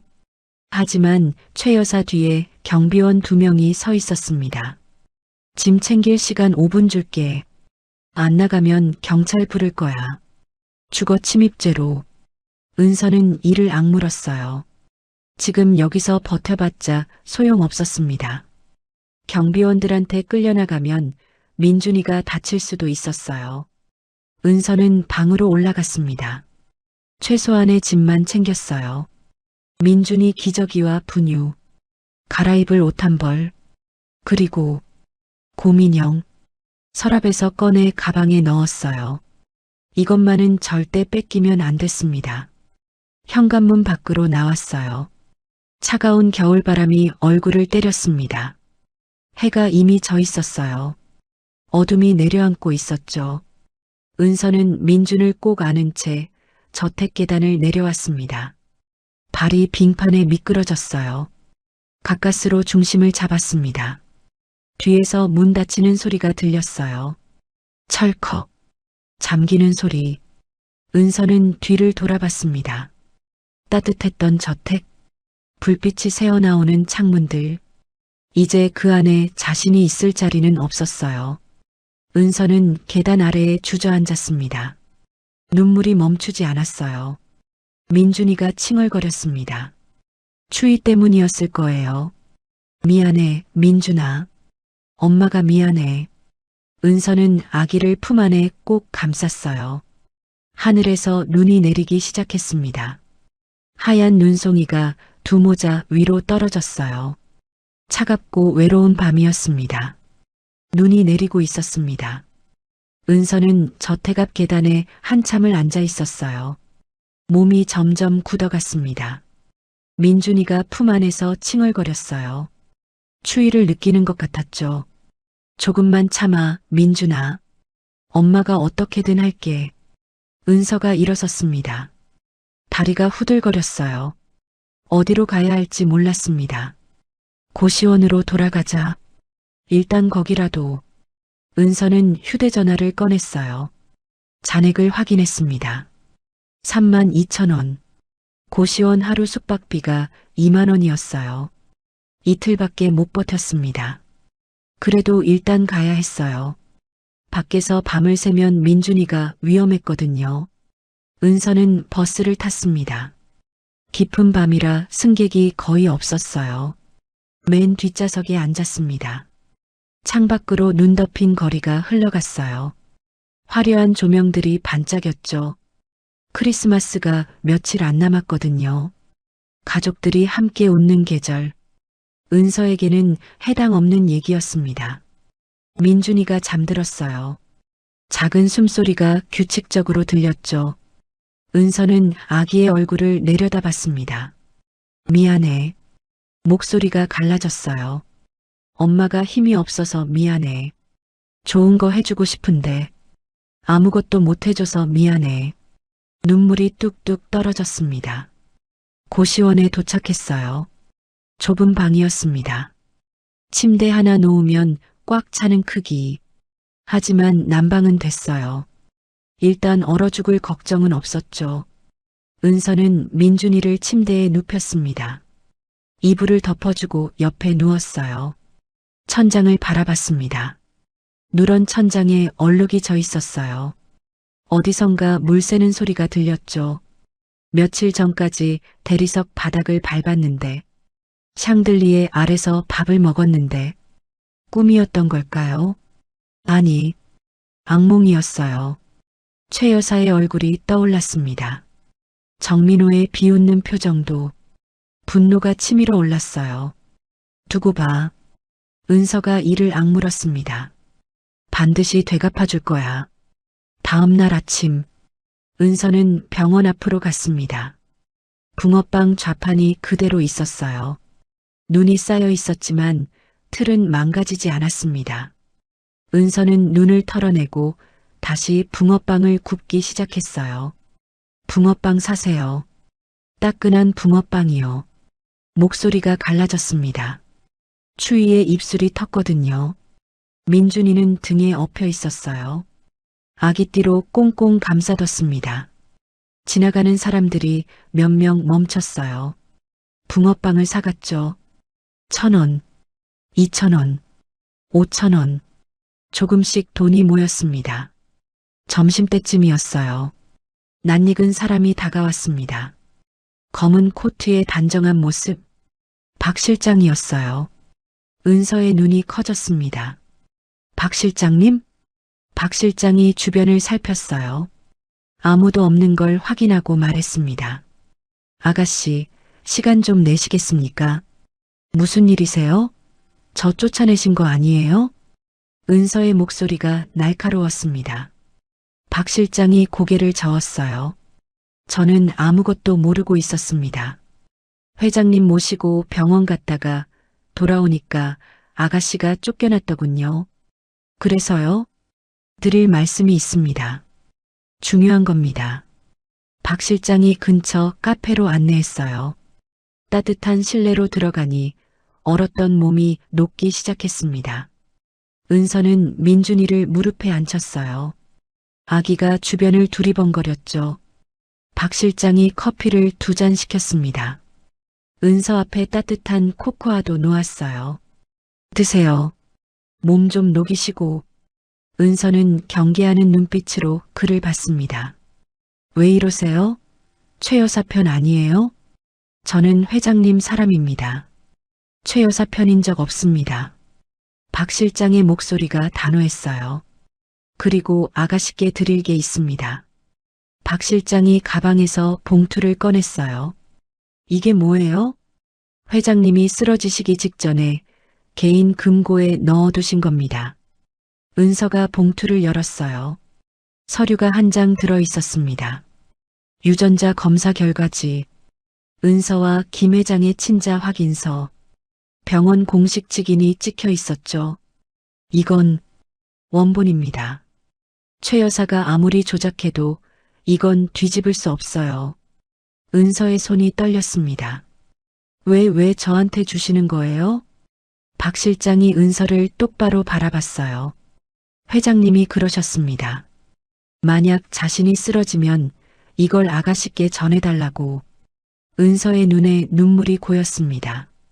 할아버지는 처음부터 믿었던 거예요. 정민호의 거짓말에 흔들린 게 아니었어요. 분노한 건 거짓말쟁이들한테였지 은서한테가 아니었던 거죠. 회장님 상태는 어떠세요? 중환자실에 계십니다. 아직 의식을 못 차리셨어요. 은서의 심장이 조여왔어요. 괜찮아지실까요? 의사 선생님이 시간이 필요하다고 했습니다.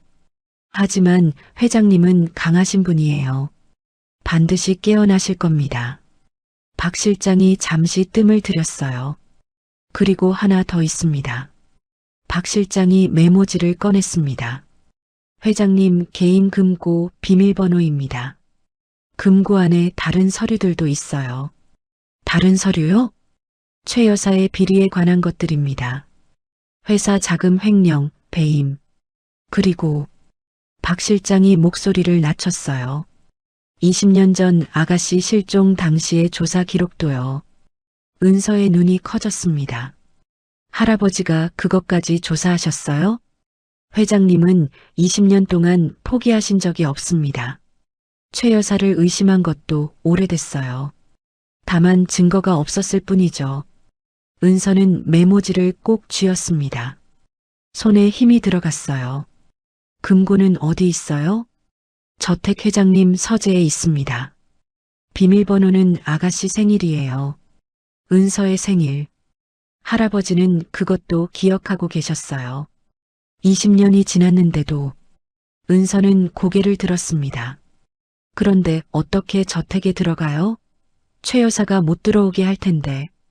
제가 방법을 만들겠습니다. 시간을 좀 주십시오. 박 실장이 일어섰어요. 그리고 아가씨. 네. 혹시 다른 증거도 갖고 계시다면 잘 간직하십시오. 최 여사가 모든 수단을 동원할 겁니다. 은서는 가방 안에 고민형을 떠올렸어요. 녹음이 담긴 고민형. 있어요. 증거가 하나 더 있어요. 박 실장이 고개를 끄덕였습니다. 잘 됐습니다. 조만간 연락드리겠습니다. 그가 카페를 나갔어요.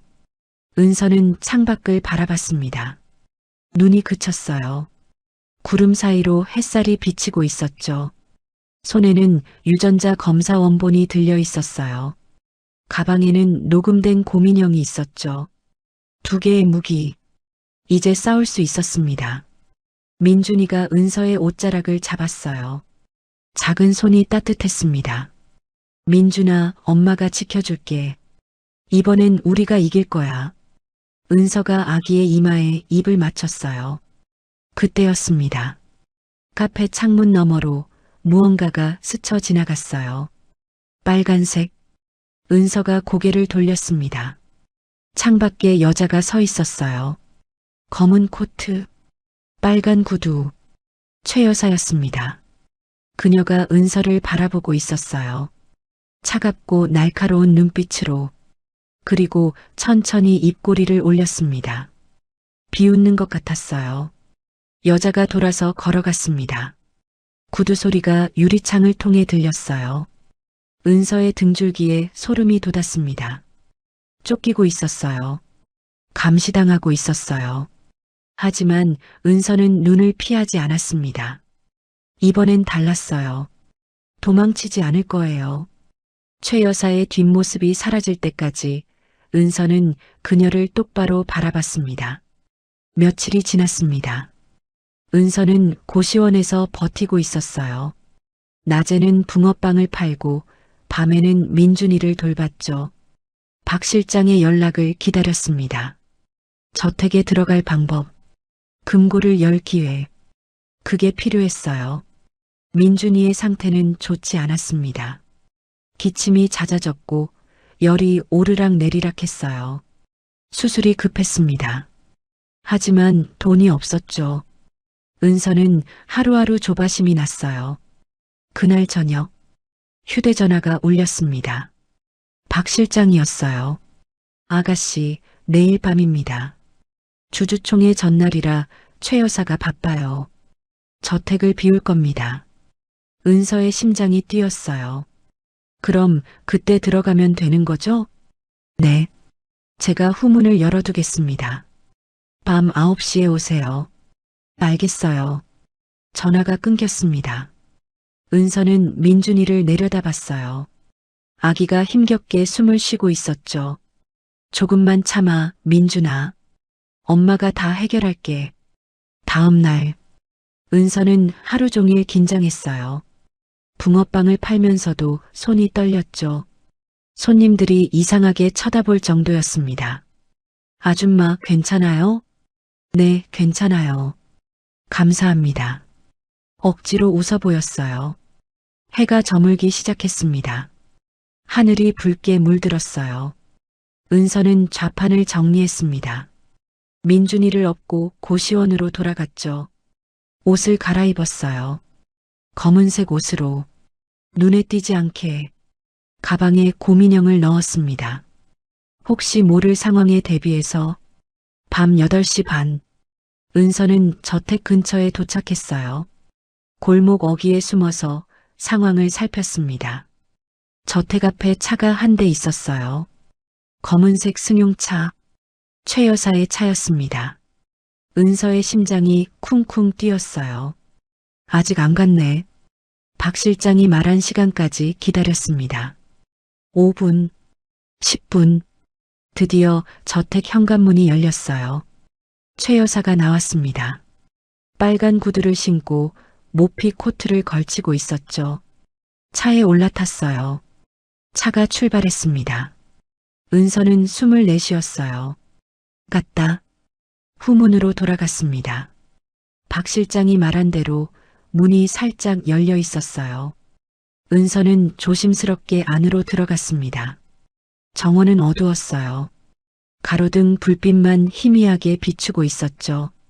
발소리를 죽이며 걸었습니다. 민준이가 등 뒤에서 칭얼거렸어요.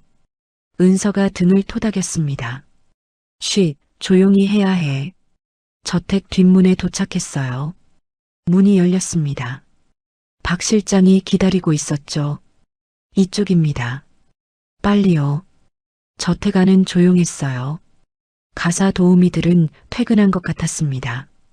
불빛도 거의 꺼져 있었죠. 박 실장이 앞장섰어요. 2층으로 올라갔습니다. 복도를 지나 서재로 향했죠. 서재 문 앞에서 박 실장이 멈췄어요. 금고는 책장 뒤에 있습니다. 비밀번호 아시죠? 네, 제 생일이요. 저는 밖에서 망을 보겠습니다.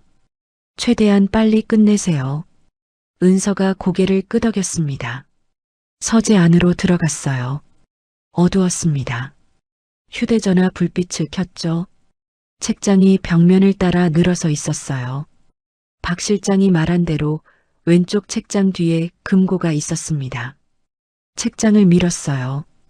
삐걱거리며 움직였습니다. 금고가 나타났어요. 디지털 자물쇠가 달려 있었죠. 은서가 비밀번호를 눌렀습니다.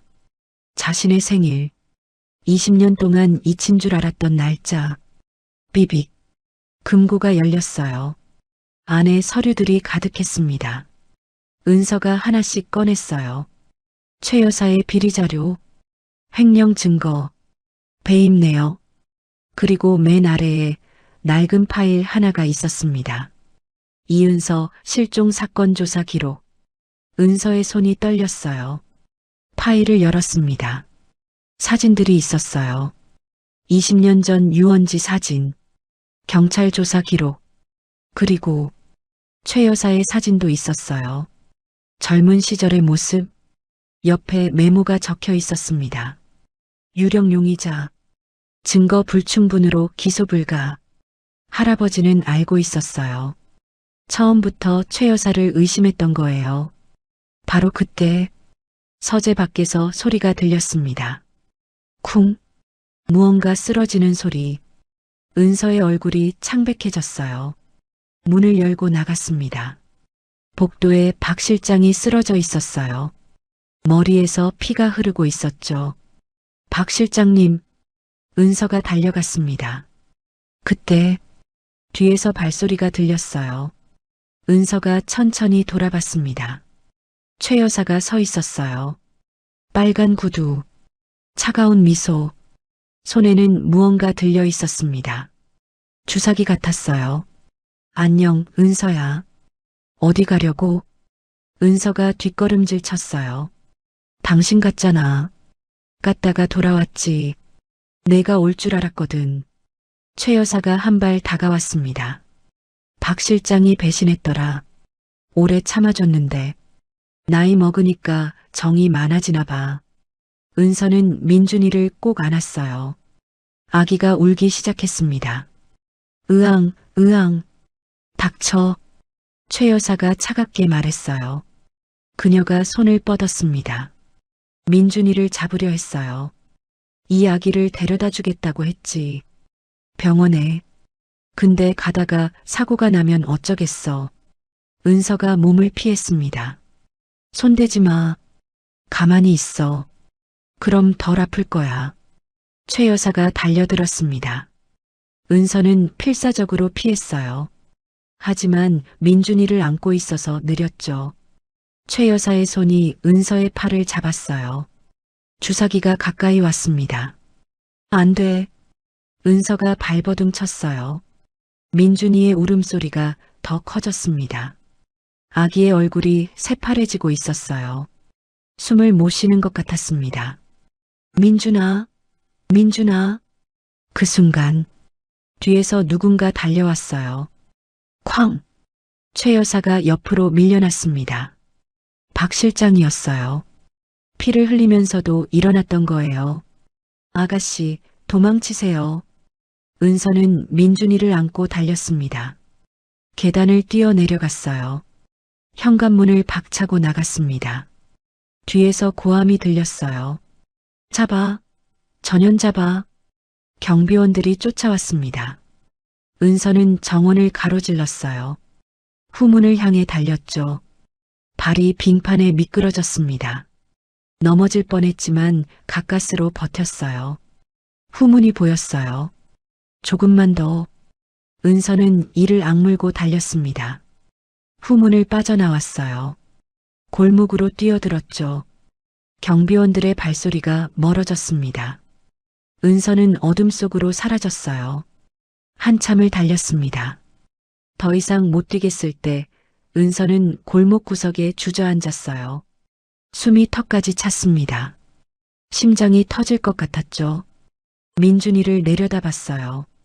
아기의 얼굴이 창백했습니다. 입술이 파래져 있었어요. 민준아, 민준아. 은서가 아기의 뺨을 톡톡 쳤습니다.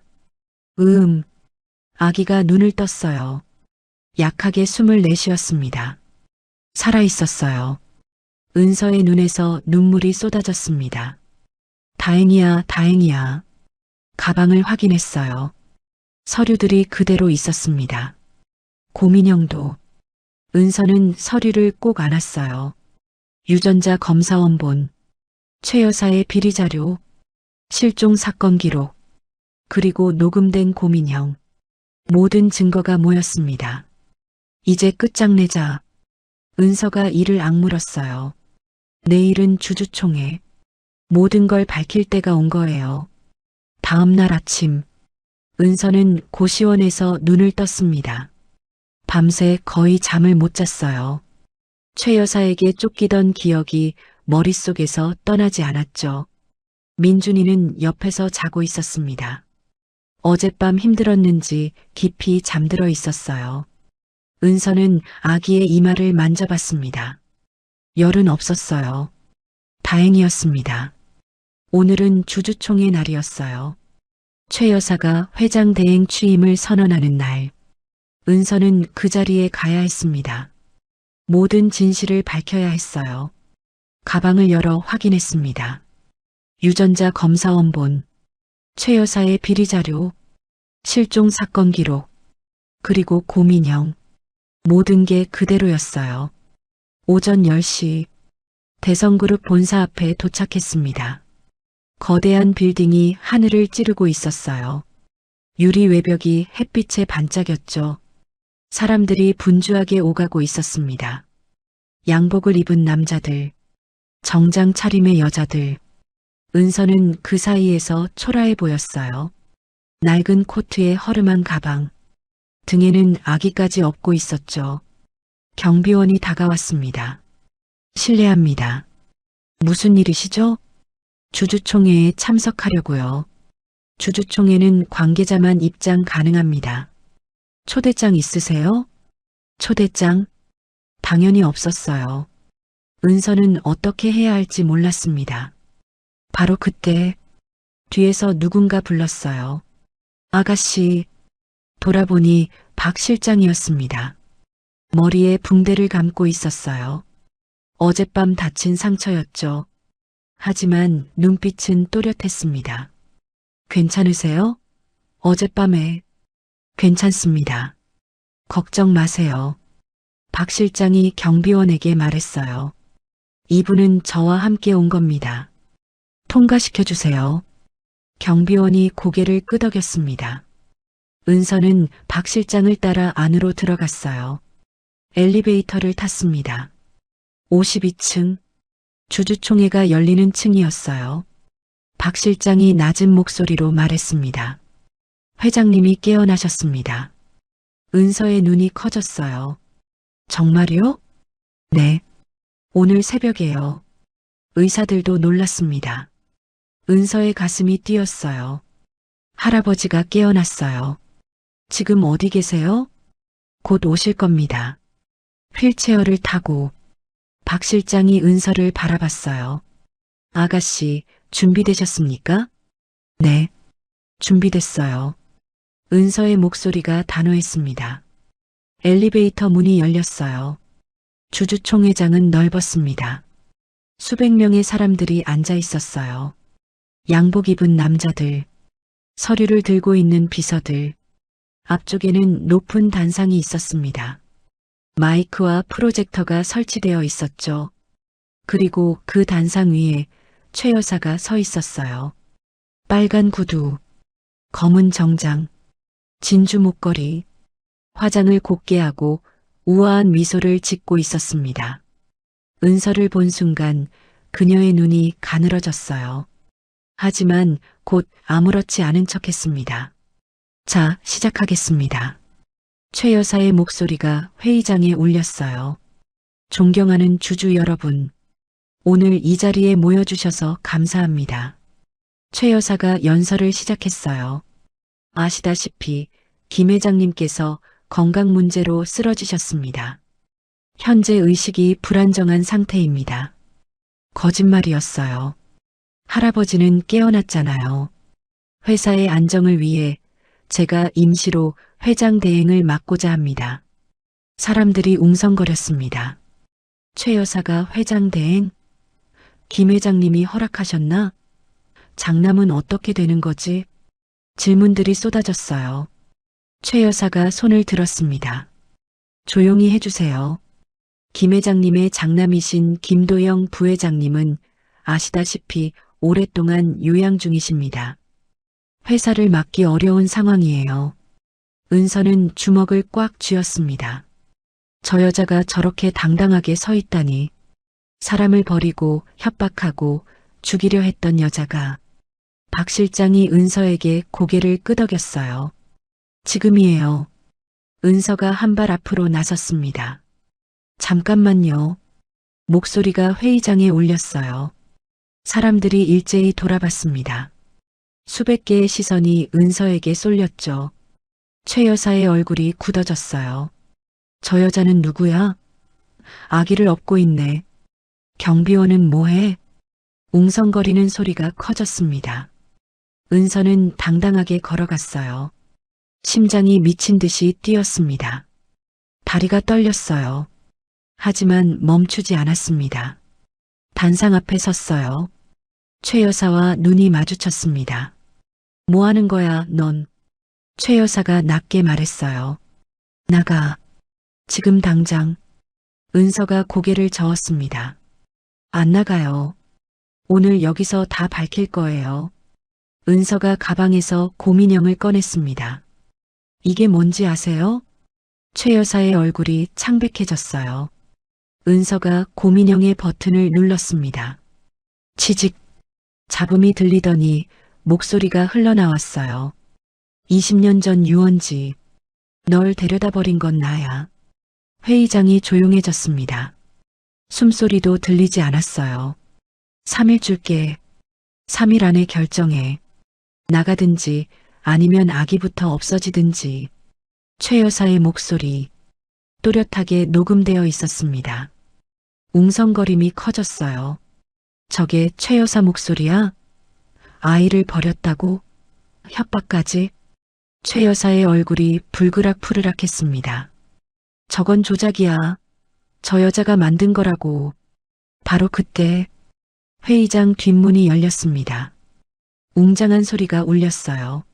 사람들이 돌아봤습니다. 휠체어를 탄 노인이 들어오고 있었어요. 김 회장이었습니다. 얼굴이 창백했지만 눈빛은 살아있었습니다. 형형하게 빛나고 있었어요. 회장님, 김 회장님이시다. 깨어나신 거야? 사람들이 술렁였습니다. 박 실장이 휠체어를 밀고 있었어요. 김 회장이 천천히 앞으로 나왔습니다. 단상 앞에서 멈췄어요. 최 여사를 올려다봤습니다.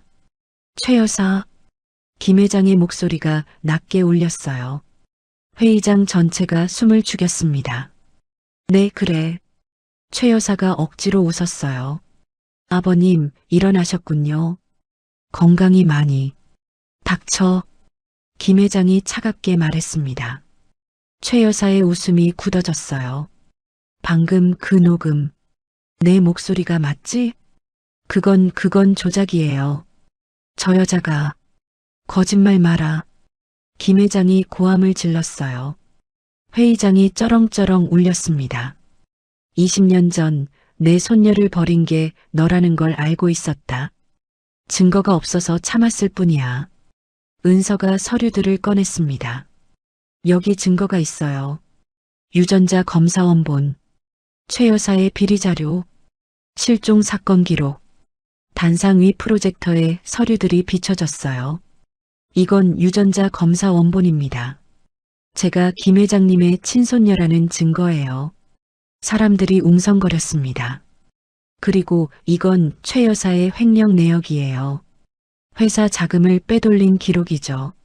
숫자들이 화면에 나타났어요. 엄청난 금액이었습니다. 마지막으로 이건 20년 전 제 실종 사건 기록이에요. 최 여사가 유력한 용의자였습니다. 최 여사의 얼굴이 새하얗게 질렸어요. 이건 다 거짓말이야. 그녀가 소리쳤습니다. 저 여자가 꾸민 거라고. 나를 모함하려는 거야.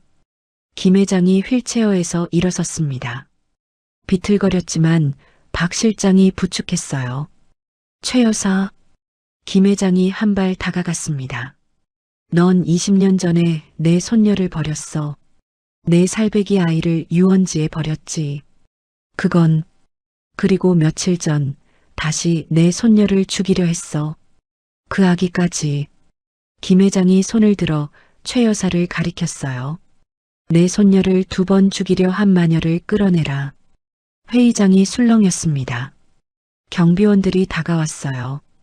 최 여사가 뒷걸음질 쳤습니다. 손대지 마. 내가 누군지 알아? 하지만 아무도 그녀 편이 아니었어요. 경비원들이 최 여사의 팔을 잡았습니다. 이것들아. 최 여사가 발버둥 쳤어요. 빨간 구두 한 짝이 벗겨졌습니다. 바닥에 굴러갔어요. 회장님, 저는 아무 잘못도 안 했어요. 이건 다 오해예요. 김 회장은 대답하지 않았습니다. 냉정한 눈으로 그녀를 바라볼 뿐이었어요. 경찰이 도착했습니다. 누군가 미리 신고한 것 같았어요. 최은주 씨, 유괴 및 살인미수 혐의로 체포합니다. 경찰이 최 여사에게 수갑을 채웠어요. 찰칵. 차가운 금속 소리가 울렸습니다. 최 여사가 은서를 노려봤어요. 눈에 독이 가득했습니다. 두고 봐. 이게 끝이 아니야. 은서는 눈을 피하지 않았어요. 끝이에요.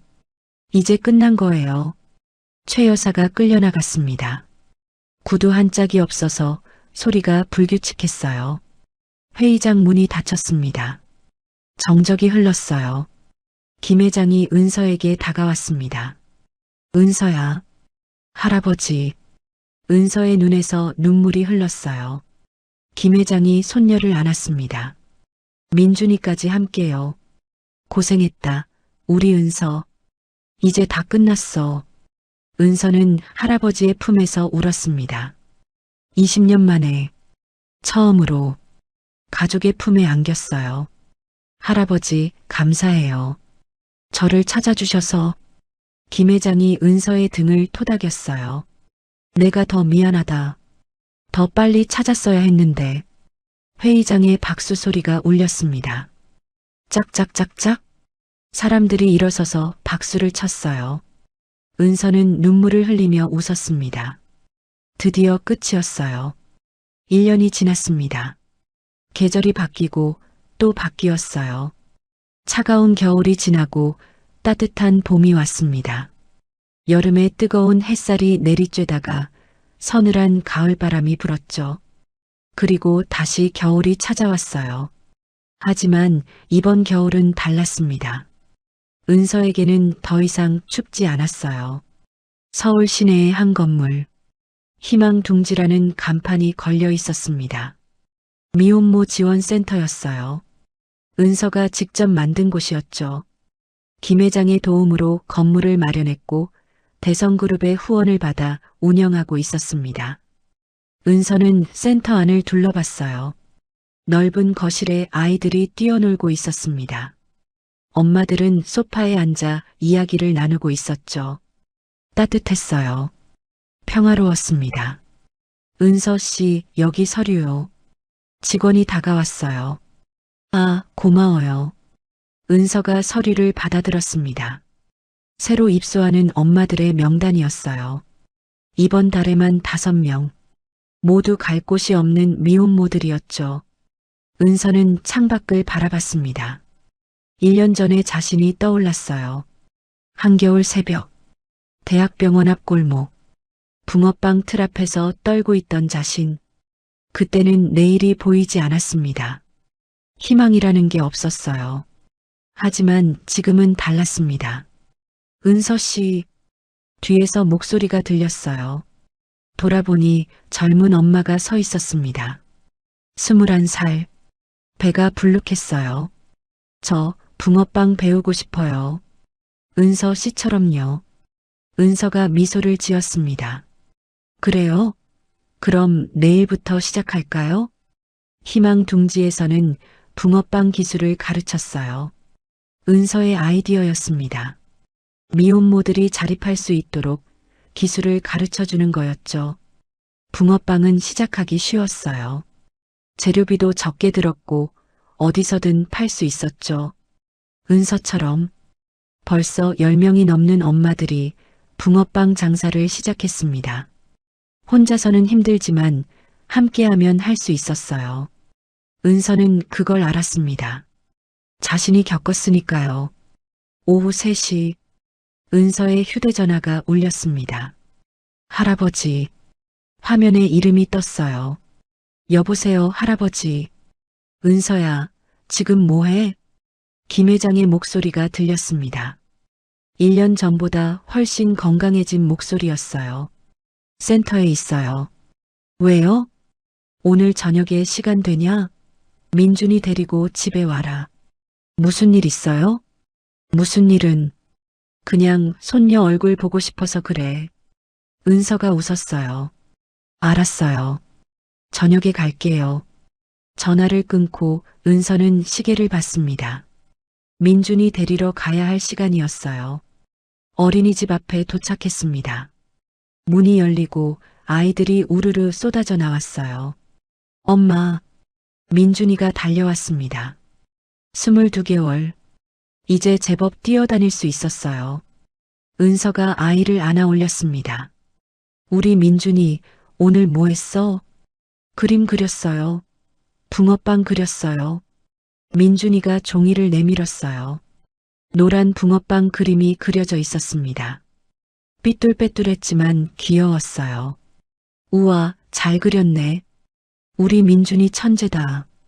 은서가 아이의 볼에 뽀뽀를 했어요. 민준이가 깔깔 웃었습니다. 민준이는 건강했어요. 1년 전 수술을 성공적으로 마쳤거든요. 김 회장이 최고의 의료진을 붙여줬습니다. 돈도 시간도 아끼지 않았죠. 수술은 8시간이나 걸렸어요. 은서는 수술실 앞에서 꼬박 기다렸습니다. 울고 또 울었죠. 수술이 끝나고 의사가 나왔을 때 성공입니다. 그 한마디에 은서는 주저앉았어요. 감사의 눈물을 흘렸습니다. 그 후로 민준이는 빠르게 회복했어요. 지금은 또래 아이들과 똑같이 뛰어놀았죠. 심장에 있던 구멍은 이제 완전히 막혔습니다. 기적 같은 일이었어요.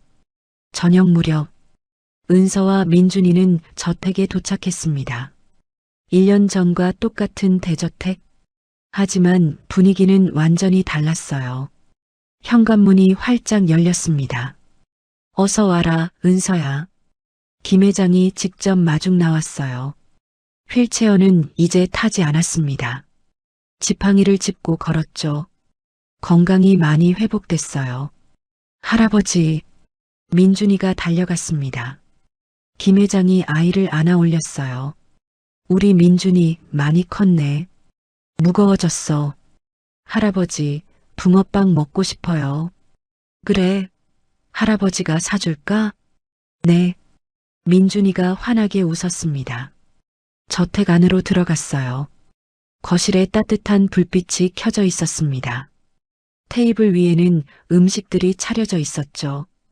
그리고 테이블 한가운데에 붕어빵이 수북이 쌓여 있었어요. 은서의 눈이 커졌습니다. 이게 뭐예요? 내가 좋아하잖아. 붕어빵. 김 회장이 웃었어요. 오늘이 무슨 날인지 알지? 은서가 고개를 갸웃거렸습니다. 무슨 날이요? 1년 전 오늘. 내가 널 찾은 날이야. 은서의 가슴이 뭉클해졌어요. 1년 전, 바로 이맘때였습니다. 한겨울밤, 붕어빵 틀 앞에서 울고 있을 때 허름한 옷을 입은 노인이 다가왔죠. 그게 시작이었어요. 할아버지, 은서의 눈에 눈물이 고였습니다. 울긴 왜 울어? 오늘은 기쁜 날인데. 김 회장이 은서의 어깨를 토닥였어요. 자, 앉아라. 붕어빵 식기 전에 먹자. 세 사람이 테이블에 앉았습니다. 김 회장, 은서, 민준이, 할아버지와 손녀, 그리고 증손자, 3대가 함께 앉아 있었어요. 김 회장이 붕어빵을 집어들었습니다. 1년 전에는 내가 나한테 줬지. 오늘은 내가 줄게. 김 회장이 은서에게 붕어빵을 건넸어요. 따뜻했습니다. 은서가 붕어빵을 받아들었어요. 감사해요, 할아버지. 뭐가 감사해? 내가 더 감사하지. 김 회장의 눈에도 물기가 어렸습니다. 널 다시 찾아서 이렇게 함께 있을 수 있어서 그게 제일 감사하다. 민준이가 붕어빵을 한 입 베어 물었어요. 맛있어요. 아이가 환하게 웃었습니다. 은서도 웃었어요. 김 회장도 웃었죠. 따뜻한 웃음소리가 저택을 채웠습니다. 창밖으로는 눈이 내리고 있었어요. 하얀 눈송이가 소복이 쌓이고 있었죠. 1년 전과 똑같은 겨울. 하지만 완전히 다른 겨울이었습니다. 식사를 마친 후 세 사람은 정원으로 나갔어요. 눈이 그치고 하늘이 맑아졌습니다. 별이 총총히 떠 있었어요. 정원 한가운데 벤치가 있었습니다. 세 사람이 나란히 앉았어요. 민준이가 은서 무릎에 앉았습니다. 김 회장이 옆에 앉았죠. 할아버지, 은서가 불렀어요. 응? 저 이제 안 무서워요. 뭐가? 버려지는 거요. 은서가 하늘을 올려다봤습니다. 예전에는 늘 무서웠어요. 또 버려지면 어쩌나. 또 혼자가 되면 어쩌나. 근데 이제는 안 무서워요. 할아버지가 있으니까. 민준이가 있으니까. 김 회장이 은서의 손을 잡았어요. 거칠고 주름진 손. 하지만 따뜻한 손이었습니다. 은서야. 네, 할아버지. 늦었지만 이제라도 지킬 수 있어서 다행이다. 김 회장의 목소리가 떨렸어요. 앞으로는 내가 지켜줄게. 다시는 널 잃어버리지 않을 거야. 은서가 고개를 끄덕였습니다. 눈물이 볼을 타고 흘러내렸어요. 하지만 슬픈 눈물이 아니었습니다. 행복한 눈물이었어요. 민준이가 고개를 들었습니다. 엄마, 왜 울어요? 응? 엄마 안 울어. 울잖아요. 이건 기쁜 눈물이야. 슬퍼서 우는 게 아니라 행복해서 우는 거야. 민준이가 고개를 갸웃거렸어요. 행복하면 울어요? 응, 가끔은. 김 회장이 품에서 무언가를 꺼냈습니다. 작은 상자였어요. 이게 뭐예요? 열어봐라. 은서가 상자를 열었습니다. 안에는 목걸이가 들어있었어요. 금으로 만든 작은 붕어빵 모양 펜던트. 이건 널 찾게 해준 게 붕어빵이잖아. 그래서 만들었어. 김 회장이 미소를 지었어요. 평생 간직해라. 우리 가족의 상징이다. 은서가 목걸이를 꺼냈습니다. 목에 걸었어요. 가슴 위에서 금빛 붕어빵이 반짝였습니다. 감사해요, 할아버지. 정말 감사해요. 밤이 깊어갔습니다. 민준이가 은서 품에서 잠들었어요. 작은 숨소리가 규칙적으로 들렸죠. 김 회장도 눈을 감았습니다. 지팡이에 기대어 졸고 있었어요. 은서는 두 사람을 번갈아 봤습니다. 할아버지, 아들, 자신의 가족, 24년을 혼자 살았어요. 버려진 아이로, 외로운 사람으로. 하지만 이제는 달랐습니다. 가족이 있었어요. 지켜줄 사람이 있었죠. 은서는 하늘을 올려다봤습니다. 별이 반짝이고 있었어요. 엄마, 은서가 작게 중얼거렸습니다. 나 이제 행복해요. 걱정 마세요. 바람이 불었어요. 마치 대답하듯이 은서는 미소를 지었습니다. 멀리서 붕어빵 냄새가 났어요. 어디선가 붕어빵을 굽고 있나 봐요. 달콤하고 고소한 냄새. 은서가 처음 할아버지를 만났을 때의 냄새. 그 냄새와 함께 가족의 시간이 다시 시작됐습니다. 이제 은서는 혼자가 아니었어요. 영원히. 붕어빵 3개와 빨간 목도리. 가진 거 없는 그녀가 줄 수 있는 전부였어요. 하지만 그게 20년의 기다림을 끝냈습니다. 버려진 줄 알았던 아이, 포기하지 않았던 할아버지, 그리고 악몽에서 벗어난 가족. 은서는 가난했지만 마음만은 부자였어요. 그 마음이 결국 모든 걸 되찾게 해줬습니다. 선행은 이렇게 돌고 돌아 세상을 바꿔나갑니다. 여러분의 작은 따뜻함도 누군가에게는 기적이 될 수 있어요. 오늘의 이야기가 마음 한구석에 작은 숨결처럼 스며들었다면 앞으로도 당신의 하루에 조용한 위로가 되어드릴 이야기로 찾아오겠습니다. 구독과 좋아요는 큰 힘이 됩니다. 그리고 사연의 주인공을 위한 따뜻한 응원 한 줄 댓글에 남겨주세요. 당신의 오늘이 조금 더 행복하길 기원합니다. 인생우리였습니다.